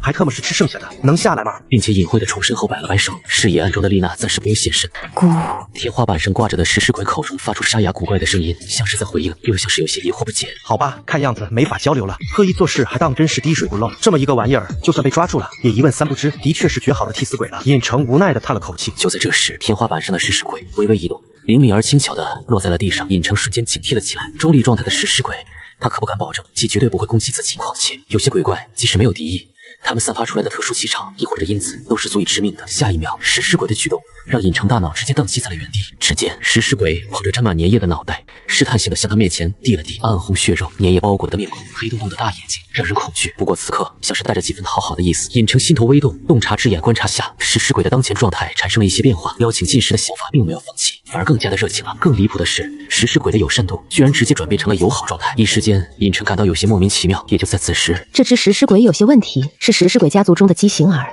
应该是被人嫌弃惯了。你的平静表现似乎得到了他的好感。如此解释让尹成稍微松了口气，差点他就怀疑自己的王者诱惑是不是有某些非人象的趋势了。很快，他的注意力就放到了丽娜口中的食尸鬼家族上。原本尹成以为食尸鬼只不过是某种低级鬼怪而已，可现在看来，一切似乎并没有那么简单。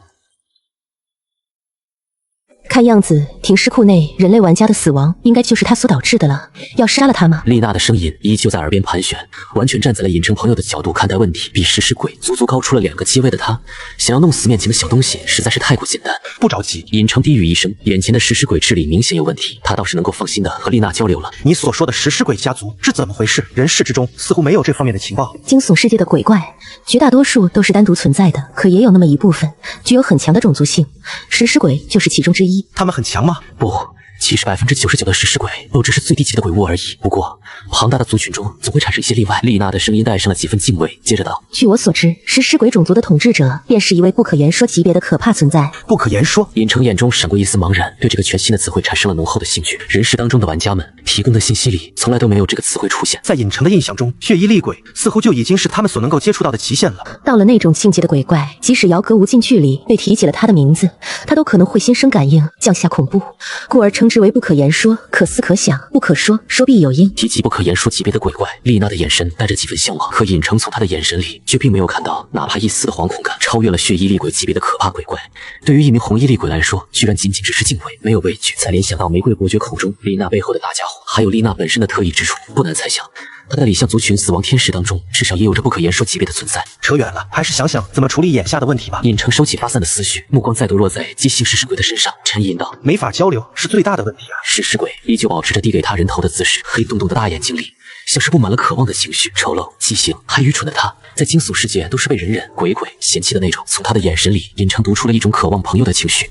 如果忽略掉食尸鬼浑身散发着的恶臭，以及可怕骇人的外表，还有那手里捧着的烂人头，好吧，无论怎样，这玩意儿也都是可爱不起来的。连努力让自己看起来不那么膈应人，对眼前的食尸鬼来说都是那么的艰难。不过好在咱也不是一般人。尹成取出来选材之前特意准备好的橡胶手套戴了起来，然后强忍着心头的膈应，将那恶臭狰狞完全长在了人类恐惧形象的人头提溜着一丝丝的头发拎了过来。虽然我不吃这玩意儿，但还是谢谢你的好意了。看着食尸鬼黑洞洞的眼睛里明显流露出了喜悦的情绪，也不管他听不听得懂，尹成都还算客气的来了这么一句。之所以接受食尸鬼的好意，原因很简单。尹成认为他的特殊天赋王者诱惑以及神级唯一天赋洞察之眼似乎能够为他开辟一条其他玩家们从未走过的全新道路。惊悚游戏在无数人类玩家的眼中意味着杀戮、死亡、求生与挣扎，可对于他来说却并非如此。别人玩的是求生游戏，他们则是想要将其玩成治愈系、温情游戏，成天打打杀杀，多不好。俗话说，多个朋友多条路，朋友多了路好走。凭什么人类和鬼怪就不能交朋友了？总不能因为对方长得丑、还臭、还膈应人等的就瞧不起他吧？尹成自认为自己是一个品格高尚的人，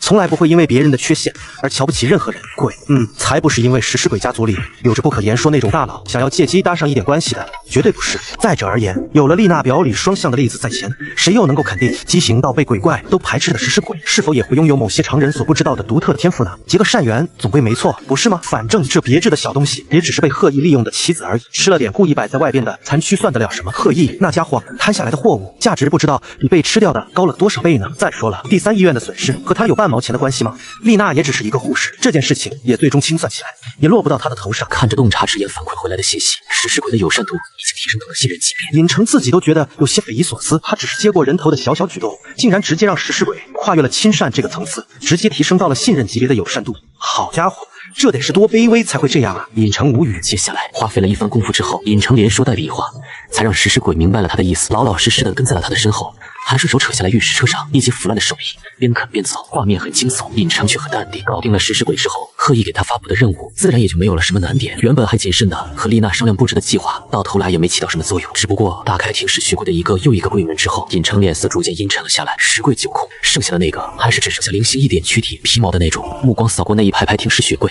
他已经没有了继续去开启的欲望。以贪财鬼贺意那已经近乎疯狂的贪婪，毫无疑问，那些血柜恐怕也都是相差无几的状态。一个停尸库就被贺意给贪成了这副模样，很难想象被他临时掌控了如此长时间的第三医院究竟亏空到了什么地步，而贺意的私产又丰厚到了一个什么可怕的地步。渐渐的，尹成的眼睛微微眯了起来，深邃的瞳孔中闪烁着异样的光彩。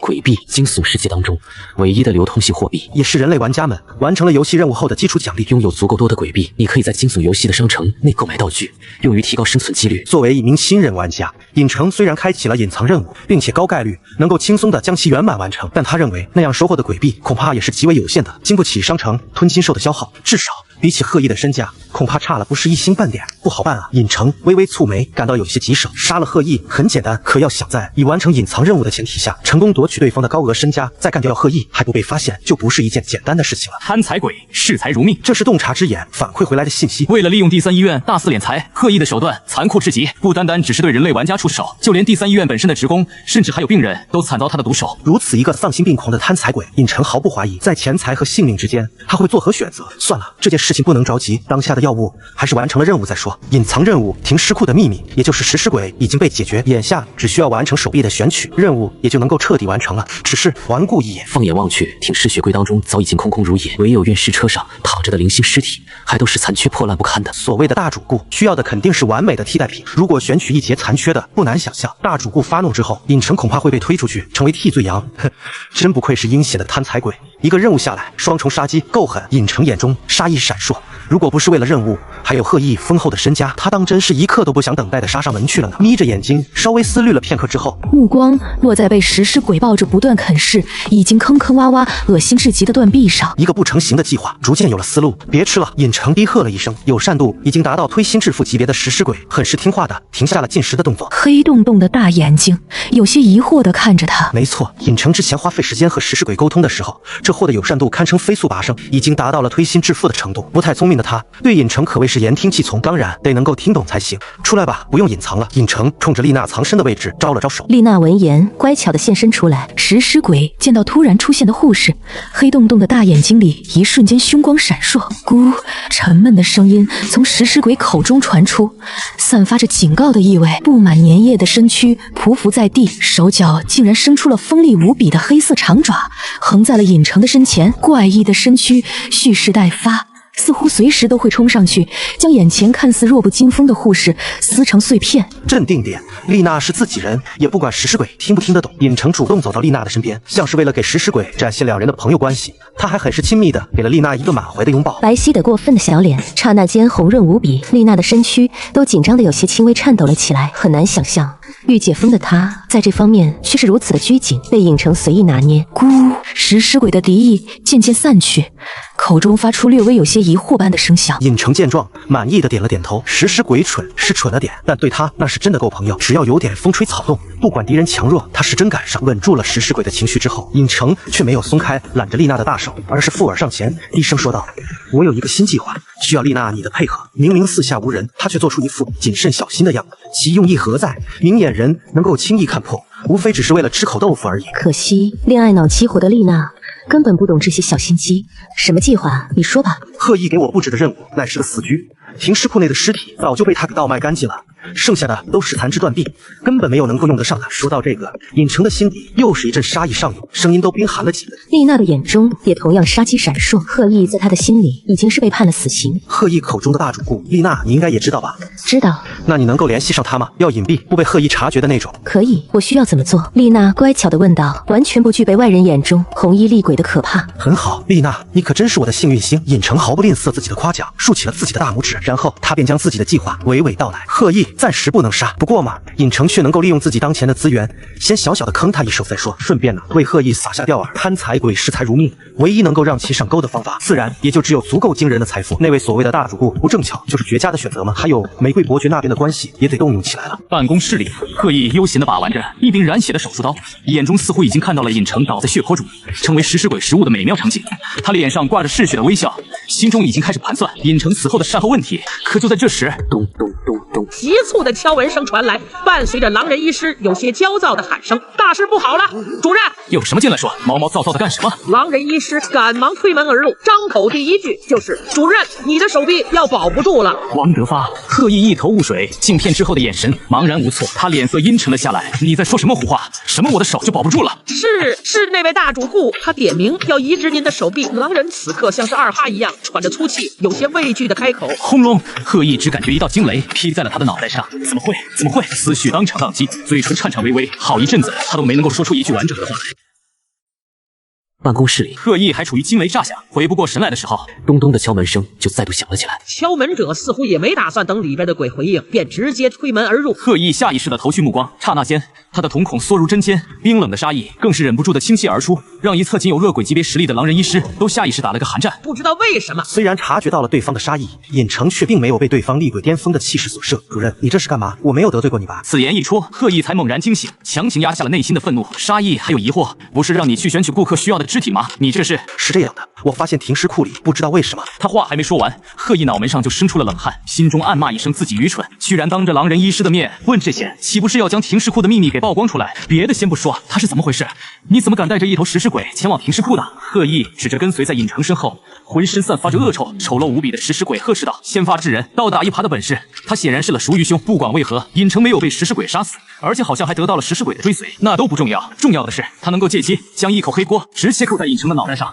我刚刚在停尸库里认识的朋友，可不是我带进停尸库的呢。我一个刚来的人类，怎么看也不像是能够做到这种事情的吧？尹成心底暗笑，一句话化解了眼前的危机。他是玩家，还是根本不曾接触过第三医院的玩家？这一点是无论如何都无法否认的。何况还有丽娜佐证。食尸鬼的问题，贺毅想要栽赃于他，那显然是不可能的。贺毅眉头一皱，接二连三的出问题，他都忽略了尹成只是一个人类玩家的问题了。一个初来乍到的新人，完全在他们的监视之下，怎么可能有机会偷摸找一只食尸鬼，还光明正大的带进停尸库，再带出来呢？抱歉，是我被愤怒冲昏了头脑。贺毅还是很有城府的，当即致歉。不过你告诉我，他是你新认识的朋友，你可知道一头食尸鬼出现在停尸库意味着什么吗？贺毅转变了进攻角度，将矛头对准了食尸鬼。当然知道，现在的停尸库里已经找不到一具完好无损的尸体了，就连那3名人类玩家似乎也已经。尹成耸了耸肩，一副无可奈何的样子，戴着手套的右手拿起食尸鬼怀里被啃得残缺不全的手臂扔到办公桌上。诺，这就是我能找到的唯一一条看得过去一点的手臂了，希望那位大主顾不那么挑剔吧。贺毅，尹成这么一说，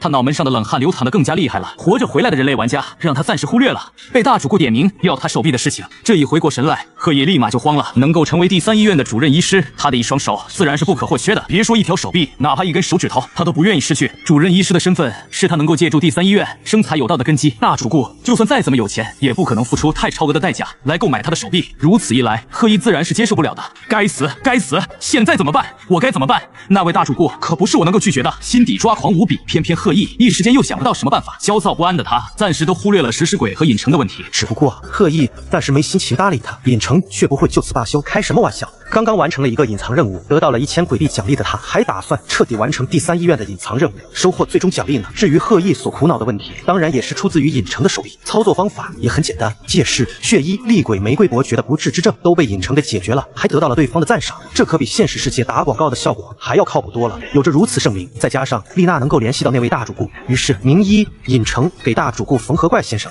提出了一点微不足道的建议，再然后嘛，也就有了贺毅眼下的状态。而这还仅仅只是尹成计划的第一环，斩断贺毅的一条手臂，从来都不是最终目的，不过是为了让他慌乱，从而进一步落入圈套的引子而已。在这个过程当中，尹成只需要满足一下贺毅想要除掉自己的心思，顺水推舟的做任务，等到贺毅彻底坐不住的时候，再由丽娜这个第三医院的护士亲手扔出王炸，那时候可就由不得贺毅不上钩了。贪财鬼视财如命，最重视的东西也是他最致命的弱点。尹成很是期待贪财鬼被愤怒的缝合怪撕成碎片的那一天，不过在此之前，贺主任选材的任务我已经尽我所能了，你看我是不是可以回去工作了？恰到好处的提醒，让贺毅回过神来，眼里的阴翳一闪而逝。不急，第三医院最近人手实在是有些短缺，那些病情不太严重的，不妨让其余的医师去看就好了。你可是治好了玫瑰伯爵的医师，好钢自然要用在刀刃上，不是吗？尹成很是配合的扬起了头颅，脸上露出笑容。第三病区4楼108号床有一个老患者，他自从手术之后就一直身体不适，待在第三医院很久都没治好。不如你去看看如何？既然贺主任都这么说了，我倒想看看是什么病症，居然拖了这么久都没治好。尹成故作来了兴趣的样子，满口答应。哦，对了，如果第三病区的病人解决了的话，我这还有一些。贺毅这次放聪明了，似乎是打算更加保险一些，将尹成给彻底扼杀。他竟然足足一连串说出了好几个需要救治的病患来。尹成的耳畔，惊悚游戏的提示音也接连响起。本应该一环扣一环的隐藏任务，似乎因为他的奇葩操作，直接被一股脑的全部抛了出来。贺主任再见，笑呵呵应承了。一共5件隐藏任务之后，尹成红光满面的离开。按照1件任务1000鬼币来计算，这可就是足足5000鬼币即将到手。对于人类玩家而言，称得上是一笔巨额财富了。绝大多数的老玩家，他们手里都不见得能够拿出如此之多的鬼币来。为了求生存，鬼币的花销是必然的。惊悚游戏的商城更是一个星星库，绝大多数玩家的任务奖励基本上都消耗在了这里边。所以一旦完成了所有隐藏任务之后，他尹成也能够摇身一变，成为人世当中的隐藏土豪了。现实世界1鬼币足以换取10万现金，尚且有市无价，其价值可见一斑。尹成这边带着食尸鬼潇洒离去，贺毅的脸色却始终无法好转，阴沉的可怕。他转头拿起一侧的电话，拨打了那位大主顾的号码。嘟嘟，电话接通。你好，请问是拉尔夫先生吗？我是拉尔夫先生的仆从，请问有什么事？是这样的，我是第三医院的主任医师贺毅，我有问题。不用问了，拉尔夫先生说过，他的决定不会改变的。就这样。冰冷的声音根本没等贺一的话说完，就挂断了电话。听着话筒内嘟嘟的忙音传来，贺一的眼神中充满了愤怒与不甘，以及前所未有的慌张。如果单纯只是一头红衣厉鬼巅峰的缝合怪，贺一还不至于如此惶恐。他坐在这个位置，也并非没有一些人脉。可问题是，拉尔夫的父亲亲手创造了缝合怪，拉尔夫的那个家伙，其实力比玫瑰伯爵都还要可怕。不行，我不能坐以待毙。对了，我还可以联系他们。贺一眼珠一转，想到了自己的合伙人，他能够长时间盗取第3医院的资源倒卖出去，当然会有着一条销售渠道，而这条渠道背后的家伙，其背景自然也是不简单的。贺一那边拼了命的找关系，想要保住自己手臂的时候，影城这边已经来到了第3病区，隐藏任务对应的病号门前，丽娜依旧隐藏在他的身边，食尸鬼则是乖巧的跟在他身后。他没有着急进去，而是隔着病房门上的小窗，先利用洞察之眼观察了起来。因为是特殊病患的缘故，病房里边只住着一个臃肿的大家伙，正在疯狂的胡吃海塞，将他能看到一切能吃的东西统统塞进了嘴里，咀嚼都省了，便直接下咽，看得人瘆得慌。第3医院病患基德，种族暴食鬼，友善度中立，他只是没注意到你，当他看到你的刹那，肯定会想要吃掉你的。实力恶鬼巅峰，喜好暴食，弱点暴食下毒什么的，可真是太容易了。当前状态饿，好饿，太饿了。暴食鬼并非不可满足，只是有人为了谋取利益，在他的胃袋上布置了一个隐秘的小型传送阵，使得他吃进去的东西会被转移到垃圾站，当然也就吃不饱了。破坏传送阵即可解决问题。看样子这家伙应该也是贺毅那家伙的手笔，没跑了。尹成心中无语的同时，也佩服上了贺毅搞钱的头脑，给尼玛暴食鬼的胃袋布置传送阵，让其怎么也吃不饱，也是够绝的。如此一来，医院提供的食物还有诊病的诊金，岂不是源源不断？绝是真的绝，赚那也是真的赚，资本家见了都得落泪啊！丽娜在呢，这大家伙看上去就不是善茬，你帮我治住他，我来诊断。好，言简意赅，尹成也不打算过多的浪费时间，直接采取强制诊疗。丽娜红衣厉鬼的实力，自然碾压暴食鬼基德。手术刀寒光闪烁，悬于脑门前的威胁下，纵然再怎么饥饿，暴食鬼也不敢轻举妄动。没有吃饱之前，他显然还是不想死的。尹成戴上手套，装模作样的整起脉来。暴食鬼那臃肿的离谱、布满油腻的手，他可不想就这么去触碰。暴食鬼先生，诊疗结束，你的胃袋出了一点点的问题，放心，很容易解决。你以后不会随时都被饥饿困扰了啊！真的吗，医师？基德瞬间激动万分，看向尹成的眼神再无半点杀意，而是充满了殷切的渴望。庞大体型像是肉山蠕动一般，压得坐下的病床嘎吱作响。放心，只需要进行一次小手术而已。尹成自信的回应，同时叫过来丽娜，医生告知了对方情况。小事，不用手术，我也能够处理。丽娜妩媚的面容微微一笑，修长白皙的手指灵动的轻轻划过一道完美的弧线，悬在空中的手术刀在丽娜鬼气的操纵下，竟然射出一道寒光，精准无比的刺穿了暴食鬼厚厚的脂肪层，其胃袋内的传送阵在那寒光的侵袭之下瞬间破灭，再也无法发挥作用。做完这小小的举动之后，丽娜冲着尹成点了点头。尹成虽然微微错愕，不过想了想也不觉得有什么。肚子上开个口而已，的确不算手术。鬼怪世界，这倒也没什么奇怪的。试试吧，现在你肯定能吃饱了。尹成指了指暴食鬼身侧堆积如山的各种怪异食品。基德早就迫不及待了，直接随手抓起一堆食物扔进嘴里，完全不咀嚼，就直接吞咽了下去，一口两口。10几分钟过去之后，尹成眼角忍不住微微抽搐，看着躺在地上已经将病床给彻底压塌的暴食鬼，他差点都以为丽娜是不是失手了。好在解决了小山一般的食物之后，暴食鬼终于停止了进食的状态。神医，您可真是神医啊！我已经好久没有享受过如此满足的感觉了。呜，说着说着，基德居然涕泪纵横，友善度那一栏也直接提升到了信任的地步。又多了一个鬼怪朋友。尹成心中满意的点了点头，就是品相嘛，和一侧安静不发一言的食尸鬼有得一拼。走吧，他的问题解决了，咱们抓紧时间去治下一个。惊悚游戏提示音响起，又是1000鬼币到手的他干劲十足。正当尹成带着丽娜即将离开的时候，请等等！泣不成声的暴食鬼基德居然叫住了他们。尹成回过头来，有些疑惑地看着暴食鬼，还有什么问题？没有问题，我很感激尹成医师，您解决了我的问题。暴食鬼一边擦拭着眼泪，一边伸手在他那臃肿的裤子兜里掏着什么。不一会儿，一个小巧的盒子被他掏了出来。我基德虽然没什么本事，不过也还懂得感恩的道理。暴食鬼瓮声瓮气道：“您解决了可能会困扰我一辈子的问题，作为回馈，这件小东西送给您，希望可以给您带来帮助。”尹成哑然，眼神微微有些复杂。这一次，他取下了手套，没有拒绝，微笑着接过了对方手里带着油污的小盒子。谢谢。尹成回以感激，不客气，这是您应得的。暴食鬼憨憨的笑了笑，抓耳挠腮，像是有些不好意思。哦，对了，他像是想到了什么，盒子里的东西我也不清楚到底有什么用，不过看上去就很不简单的样子，应该然是一件不俗的鬼器，您要是用不了的话，也可以换不少鬼币的。尹成闻言，瞬间眼前一亮，鬼器尽管只是可能，那也足够让他感到惊讶了。所谓鬼器，可不是什么休闲小说里烂大街的制式法器之类的。事实上，惊悚世界中鬼怪们之所以可怕，不单单只是因为一些鬼怪狰狞可怕的外貌，更多的是因为鬼怪们具备着人类所无法理解的超维力量。鬼器正是在惊悚世界这种超凡维度中才会诞生的特殊器物，强不强很难说，但珍稀罕见却是一定的。丽娜眼下的实力已经算得上是中上游的水准，可她也没法获得鬼器。手术刀只是寻常物品，就算她的背后有着不可言说级别的大佬也不行。这玩意儿吧，不是有实力就能找到的，得看运气的同时，还得看鬼器是否会认可你。没错，从来都不是主人选择鬼器，而是鬼器选择主人。否则的话，就算得到了，也只是一件可有可无的摆件，强行威胁认主什么的根本不存在。鬼器不是拥有意志的活物，却按照特定的规则认主，就很搞人。鬼心态隐成的记忆当中，人世里似乎就有那么极个别的幸运儿得到了鬼器的认主，成为了别人眼中艳羡无比的高端玩家，战斗力不输于鬼怪的那种。捧着手里的小盒子，尹成眼神略微有些火热。试问，谁不想得到一件鬼器，从而令自身拥有自保的实力，不再一味的依靠他人庇护呢？不管盒子里是不是鬼器，你的这份馈赠我都接受了。如果未来有缘再见的话，若有需求，我定当竭力而为。尹成语气平静的开口，给暴尸鬼许下了承诺。滴水之恩，他或许无法涌泉相报，但尽其所能还是可以的。更别说盒子里若当真是鬼器，那可就不是滴水之恩了，称得上是一份超级厚重的大礼。回忆一份承诺，也算是尹成为人处事、交朋友的准则。好嘞，有医师，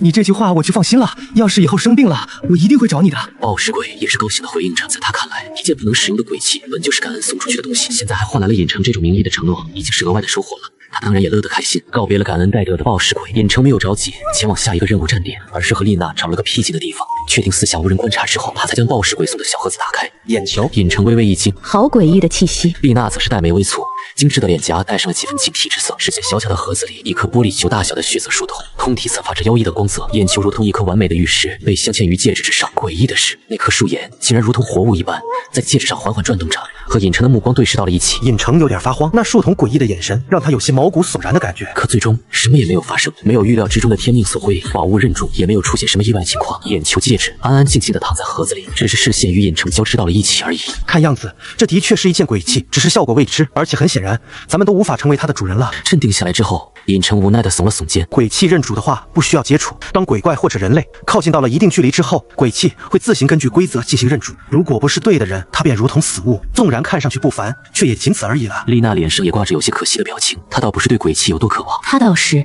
希望尹成能够得到鬼器认主，拥有更多的实力，能够自保。毕竟她很清楚，尹成是人类玩家，迟早都要离开第三医院的。在这里，丽娜还能够庇护着他。可如果到了第三医院以外的地界，一切就都是未知数了。算了，本来就算是意外收获，鬼器认主什么的，哪有那么简单？尹成摇了摇头，收起心中的失落。走吧，先完成任务。至于这东西，以后想办法出手就是，也能换取一笔不菲的鬼币呢。调整好心态之后，尹成牵着丽娜的手臂，宛如一对璧人，向着下一个站点进发。他们的身后，狰狞可怕的食尸鬼，如同一只护卫匍匐在地，安静地跟随着。接下来的时间里，在洞察之眼这个神奇唯一天赋的帮助下，尹成自然是无往不利，带着丽娜三小无除二，就解决了剩下的几位患者。大差不差，都是与暴尸鬼基德那样被赫毅使了手段的倒霉蛋，一共收获了6000鬼币。6位鬼怪的友谊，还外带一件鬼器之后，第三医院的隐藏任务也来到了尾声。只不过这一次不再是由赫毅来给尹成颁发任务，而是源自惊悚游戏的提示音响了起来。接二连三的任务，每一环任务都充斥着杀机。如果不是幸运玩家的你，恐怕早已经是十死无生的局面。神思敏锐的你，嗅到了阴谋的味道。一直给你安排必死任务的赫毅有大问题。随着如同旁白一样的声音在尹成的耳边响起，最终任务终于发布。最终任务：第三医院的危机。看似平静的医院，实则早已经千疮百孔。始终不曾出现的院长，究竟身在何处？医师、病患、员工为何频频失踪？人类玩家为何至今无人生还？致命的连环任务：第三医院这艘大船即将因为某些家伙的贪婪而沉没。任务要求：解决第三医院危机，时间已经不多了。贪婪者的疯狂随时可能会让第三医院彻底落寞，奖励将会在完成任务之后进行发放。直接略过任务简介，尹成的看完任务要求之后，眼睛顿时微微眯了起来。时间不多的提醒有些扎眼，不过他的嘴角却是微微上扬，丝毫不慌。时间越是紧促，也就越发的说明了一个问题：贪财鬼赫毅已经开始慌了。不难想象，以那家伙做事狠绝的风格，在眼看着无法保住自己地位和手臂的情况下，做出一些疯狂的举动，并不奇怪。比如逃离第三医院之前，再狠狠地坑上一笔。尹成觉得一点都不奇怪，他甚至在想，赫毅那货要是看到自己完好无损的再度出现在了他的面前，恐怕那货的心里还要抓狂难受吧。你在笑什么？丽娜好奇地打量着尹成。惊悚游戏的声音他是无法听到的，尹成的任务他更是无从知晓。惊悚游戏的最终任务已经发布，只要解决了第三医院的危机，我就能够完成任务，重返人世了。你要离开了吗？丽娜眼神微微变化，不舍的情绪一闪而逝，却没有多说什么。他知道，早晚都会有这么一天的到来。不急，总体的任务时间可是有足足1周呢，我一定会为你留到最后一天、最后1秒钟的。土味情话，尹成张口就来，丽娜白皙的小脸瞬间通红，低下头去，都不敢和尹成对视。御姐方的女鬼护士大姐姐，在这方面完全不是她的对手。对了，回去给赫伊夏尔之前，咱们得先联系一下玫瑰伯爵。尹成突然想到，计划当中最关键的一环，玫瑰伯爵他都尚未联系呢。不过想一想，对方对自己鲜血的钟爱程度，牺牲一下应该是没有什么大问题的。说起玫瑰伯爵，有件事情忘记告诉你了。丽娜一拍脑袋，有些深深的说道：“什么事？”尹成在告诉你之前，希望你能够做好一定的心理准备。丽娜眼神里带着几分忧色，似乎有些担心尹成无法承受的样子。尹成越来越感到有些莫名其妙。丽娜，你直说就是，我都被拉到惊悚游戏当中来求生了，还有什么是接受不了的？放心吧，没事儿。丽娜见状也不再纠结什么，将玫瑰伯爵对尹成进行了初拥的事情告知了他，包括他手臂上那个藏在白大褂之下完全没有被尹成注意到的血族魔法阵。惊讶、呆滞、迷茫、欣喜，种种复杂的情绪在尹成的心底交织到了一起，让他一时间有些哑口无言。初拥看过不少小说还有电影的他，怎么会不知道这种经典的情节？只是几个小时之前，他都还是一个正常的人类，现在却成为了只能够靠吸食鲜血为生的鬼怪。或许有很多的吸血鬼迷倒是对此求之不得，可对于尹成来说，他考虑的东西则是更加的全面。为了求生存，其实被转换成为了吸血鬼，他倒并不是特别的抵触。问题在于他并非一般玩家，一个特殊天赋外加一个神奇唯一天赋，已经给了尹成十分良好的求生基础。在此基础上被转化为血族，其价值和意义对于他而言就值得思量了。众所周知，吸血鬼畏惧阳光，畏惧圣水，畏惧十字架，还必须得吸血为生，这是缺陷，也是致命的弱点。优点也不是没有，强大的恢复能力，还有漫长的生命以及血族的传承魔法等等。若是能够通过初拥获得这些，尹成必定能够直接跨越新人玩家的阶层，直接一跃而起，成为人类玩家当中首屈一指的存在。有利有弊，只是对于尹成而言，缺点远比暂时带来的提升要更大一些。吸血鬼的局限性实在是让他不喜。最重要的，吸血鬼的初拥在他的认知当中会使其与上位吸血鬼之间建立起从属关系，这是尹成所无法接受的。你似乎有些不开心，是因为从今往后不再是人类的了吗？不是这个。尹成苦笑，也不隐瞒，直接将自己的利弊分析告诉了丽娜。当然，洞察之眼什么的，他不会说出来。然而，听完尹成的话之后，丽娜的表情逐渐古怪了起来。怎么了？有什么问题吗？尹成看着丽娜的表情，疑惑道：“我想尹成你误会了一些事情。”丽娜郑重其事的开口，表情严肃了起来。首先，血族是血族，吸血鬼是吸血鬼，这是两个截然不同的概念啊！尹成懵了。无论是在他的印象当中，还是人世中玩家们给出的信息来看，血族和吸血鬼除了文字差别之外，根本就是一个物种啊！尹成，你千万要记住了，在惊悚世界，面对玫瑰伯爵这样的血族贵族，千万不要以吸血鬼这样的字眼来称呼他们。丽娜的语气带上了沉重。血族是血族，吸血鬼是吸血鬼，两者之间非要说有关系的话，你可以理解为血族相当于是皇者，吸血鬼只不过是被他们打上了烙印的奴仆，而且还是最卑贱的那种奴仆。而且尹成，你似乎对血族的某些认知完全带入到了吸血鬼的信息层面上。你所说的所谓弱点，首先并不完全为真，其次就算是真的，那也是吸血鬼才会具有的缺陷。真正的血族是惊悚世界中最顶尖、强大的族群之一，他们的血脉不存在你所说的弊病，也不存在所谓的从属关系。从玫瑰伯爵初拥你的那一刻起，其实尹成你就已经是血族大家庭的一员了。怕不是吸管吧？从丽娜的语气当中，尹成听出了几分隐隐的小嫉妒。当然不是嫉妒他能够成为血族，而是嫉妒玫瑰伯爵将他转化成了血族。丽娜却没有这样的转化能力，这点小心思，尹成还是能够看穿的。在带着丽娜完成隐藏任务的过程中，他妙手回春的本事越发让丽娜敬佩的同时，友善度也已经提升到特殊的眷恋痴迷程度。常规友善度的提升顺序，向上依次为中立、友好、亲善、信任、推心置腹、同生共死；向下则是敌视、杀意盎然、仇恨、不死不休、痴迷眷恋，是区别于朋友关系、位于特殊关系当中才会出现的例外。等等，我还有一个问题。尹成想到了什么，脸上挂着不可思议的表情。怎么了？玫瑰伯爵将我转化为了血族，可他却还是打算汲取我的血液作为食物，这是不是相当于……尹成感到有些麻了。血族的圈子似乎有点乱糟糟的。这我就不清楚了。不过据传，吸血鬼的存在似乎就是血族为了享受源源不断的鲜血而诞生的造物，只是好像中间出现了一些小小的意外。丽娜脸上挂着呆萌的表情，解释道：“这样啊，还有什么需要告诉我的吗？一次性都说了吧，我能承受得住的。其余的倒是没什么了，只是玫瑰伯爵在你的手臂上留下了血族魔法阵，你可以利用它将药物传送到玫瑰伯爵的手里，或许也能够利用它联系伯爵本尊。”丽娜想了想，拉开尹成的袖口，露出了深红色印章大小的魔法阵。尹成凝视着手臂上的法阵，一阵发呆。微微沉默了片刻之后，他面皮微微有些僵硬，脑袋里顿时生出了一些不太美妙的想法。有没有一种可能，就是这个魔法阵能够自动抽取我的血液，传送到玫瑰伯爵的嘴里？这他也是没想到尹成会突发奇想，如此问道。精致漂亮的脸蛋微微歪了歪，丽娜也是陷入了短暂的沉思当中。几息之后，玫瑰伯爵走之前让我转告你，一个疗程的药物你自己看着安排。但是他如果感觉疗程不够有效的话，尹成顿时垮起了皮脸，心情变得有些丧了起来。他越发觉得玫瑰伯爵留在自己身上的魔法阵等同于吸管的功效呢。有事儿没事儿来一口，那可真是太生草了哇！尹成，其实你也没必要太过担心，我觉得玫瑰伯爵应该还是很看重你的，否则也不会将他从未动用过的朱庸交给了你。丽娜见他丧气的模样，忍不住安慰道。然而不安慰还好，一安慰，尹成总感觉自己像是悟到了某些真相。我怎么总觉得玫瑰伯爵将我转化成血族的目的，是为了让我生命力更加顽强，好不那么容易被吸干吸死呢？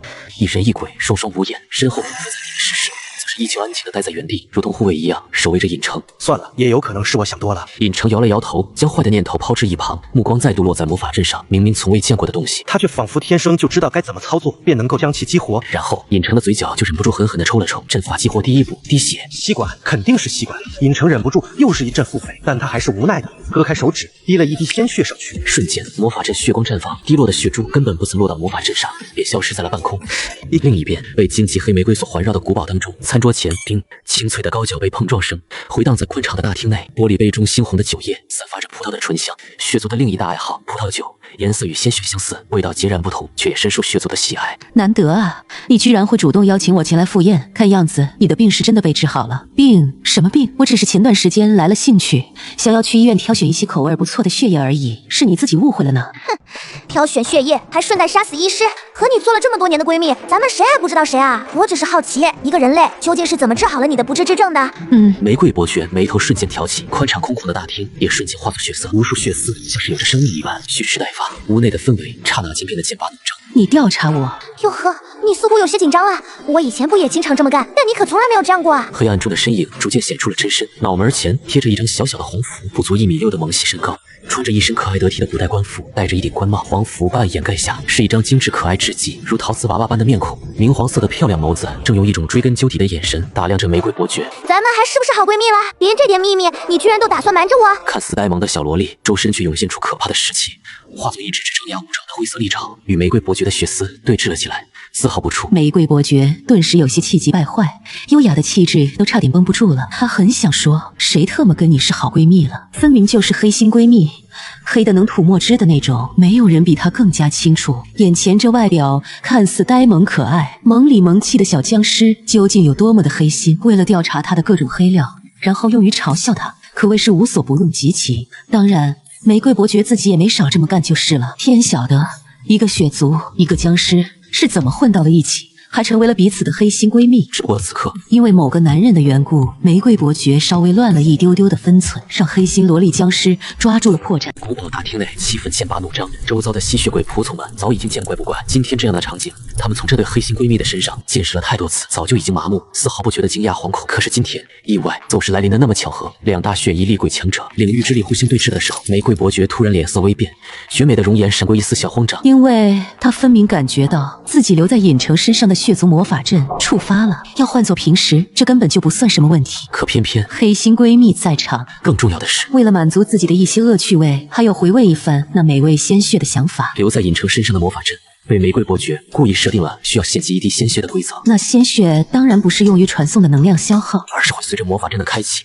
被直接传送到玫瑰伯爵的面前。要知道，有着王者诱惑天赋的尹成，其鲜血就算对于寻常鬼怪都有着不低的诱惑力，又何况是对吸血鬼以及同样喜好吸食血液的僵尸呢？咕噜，僵硬的喉头涌动声音在大厅内此起彼伏，一滴灿若红玉髓般的血珠传送过来，漂浮在玫瑰伯爵的身前。渴望，前所未有的渴望。这一刻本应该慑于玫瑰伯爵血族威压，根本不敢有半点异动的吸血鬼师从们，隐藏起来的尖牙纷纷伸了出来，他们的目光像是带着炙热无比的火焰，死死地盯着虚空中的那一滴鲜血，阵阵善良的嘶吼，像是野兽的本能被激发了一般，从他们的口中传出。如果不是源自于血脉层次的天生压制，恐怕他们早已经忍不住暴走，争抢了起来。比起吸血鬼侍从，看上去呆萌可爱的小僵尸萝莉，可就没有那么可日隐忍了。她明黄色的眸子里闪烁着前所未有的光彩，略微僵硬的陶瓷脸蛋上都露出了无比渴望的表情。唰，他直接化作一道幽影，被无数尸气所化的怪爪托举着，飞速冲了过去。但玫瑰伯爵几乎没有防备，隐成的魔法阵本就是他所布置的，传送过来的血珠就在他的身前。只见玫瑰伯爵冷笑一声，灵动艳红的舌头轻轻一卷，血珠散发着的芬芳随着被他吞入口中的举动随之消散。啊！可恶啊！盛放着血色葡萄酒液的高脚杯当场炸裂开来。玫瑰伯爵则是恢复了优雅，安静地坐在椅子上，静静地看着僵尸萝莉的撒泼，以及默默地扫视了一眼大厅内的侍从们。好半晌之后，城堡内归于平静，侍从们纷纷脸色惶恐，苍白无比地跪倒在地，头颅贴紧了地面，他们在颤抖，在恐惧。僵尸萝莉重新回到了自己的位置上，冷静了下来。是那名人类医师的血液吧？如此芬芳，让人着迷的滋味。稍显可惜的是，带上了几分血族的味道。哼，我知道你在打什么主意，但我劝你别打，否则的话，我真会跟你翻脸的。玫瑰伯爵冷着脸说道，目光与僵尸萝莉碰撞到一起，丝毫不让。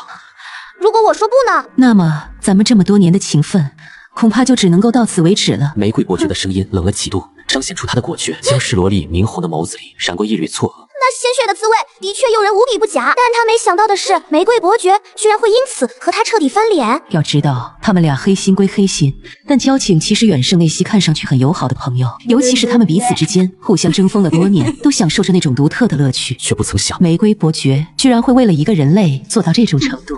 为什么？僵尸萝莉疑惑不解，语气软了下来。她知道玫瑰伯爵是吃软不吃硬的女人。没有为什么，只可惜这次僵尸萝莉注定得不到想要的答案。让一位血族贵族承认自己的冷艳实证，那还不如杀了他来得痛快一些。玫瑰伯爵打死都不可能将这件事情说出去的。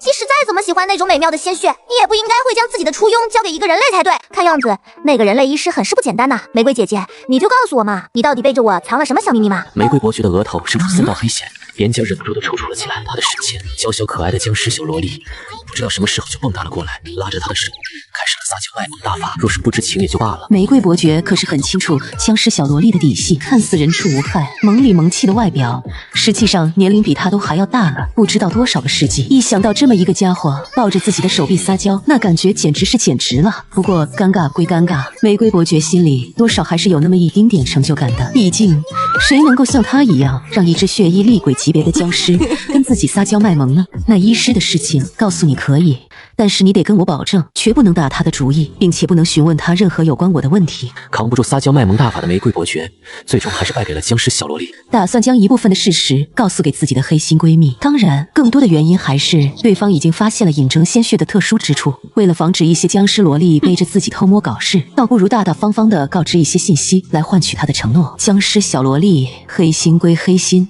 但在遵守诺言这方面还是没得说的。告诉你之前，先让我清理一下屋子吧。玫瑰伯爵从僵尸萝莉的平板怀里抽出玉手，目光变得淡漠，扫视着大厅内的侍从们。啪！只见他优雅地打了一个响指，那些不弱于恶鬼实力的吸血鬼侍从们，瞬间连挣扎都没有能够挣扎一下，便化作了血色的尘埃。一阵微风卷过，尘埃吹散落到了古堡之外的荆棘黑玫瑰丛中，那一朵朵绽放的黑色玫瑰仿佛变得越发娇艳芬芳。节操不存在的，没人知道。血族伯爵，玫瑰的黑玫瑰古堡，一瞬之间，其中的吸血鬼侍从全都成为了玫瑰花的养料。追溯其原因，只是因为一滴鲜血所导致。若是传了出去，惊悚世界内绝大多数的鬼怪估计会将这件事情当做一个趣谈，但在血族内部恐怕会掀起一阵足够惊人的风波。玫瑰伯爵很清楚，唯有血族才能够理解那种对鲜血的极致追求，所以为了杜绝麻烦，也为了永绝后患，玫瑰伯爵毫不留情地将古堡内的一切侍从统统抹杀掉了。玫瑰姐姐真残忍呢，照顾了你这么久的侍从，说杀就杀，不像我对自己曾经的侍从可好了。呵呵，是你对自己的侍从最好了，毕竟你可是让他们当初都给你陪葬了呢。一大一小的目光交汇到一起，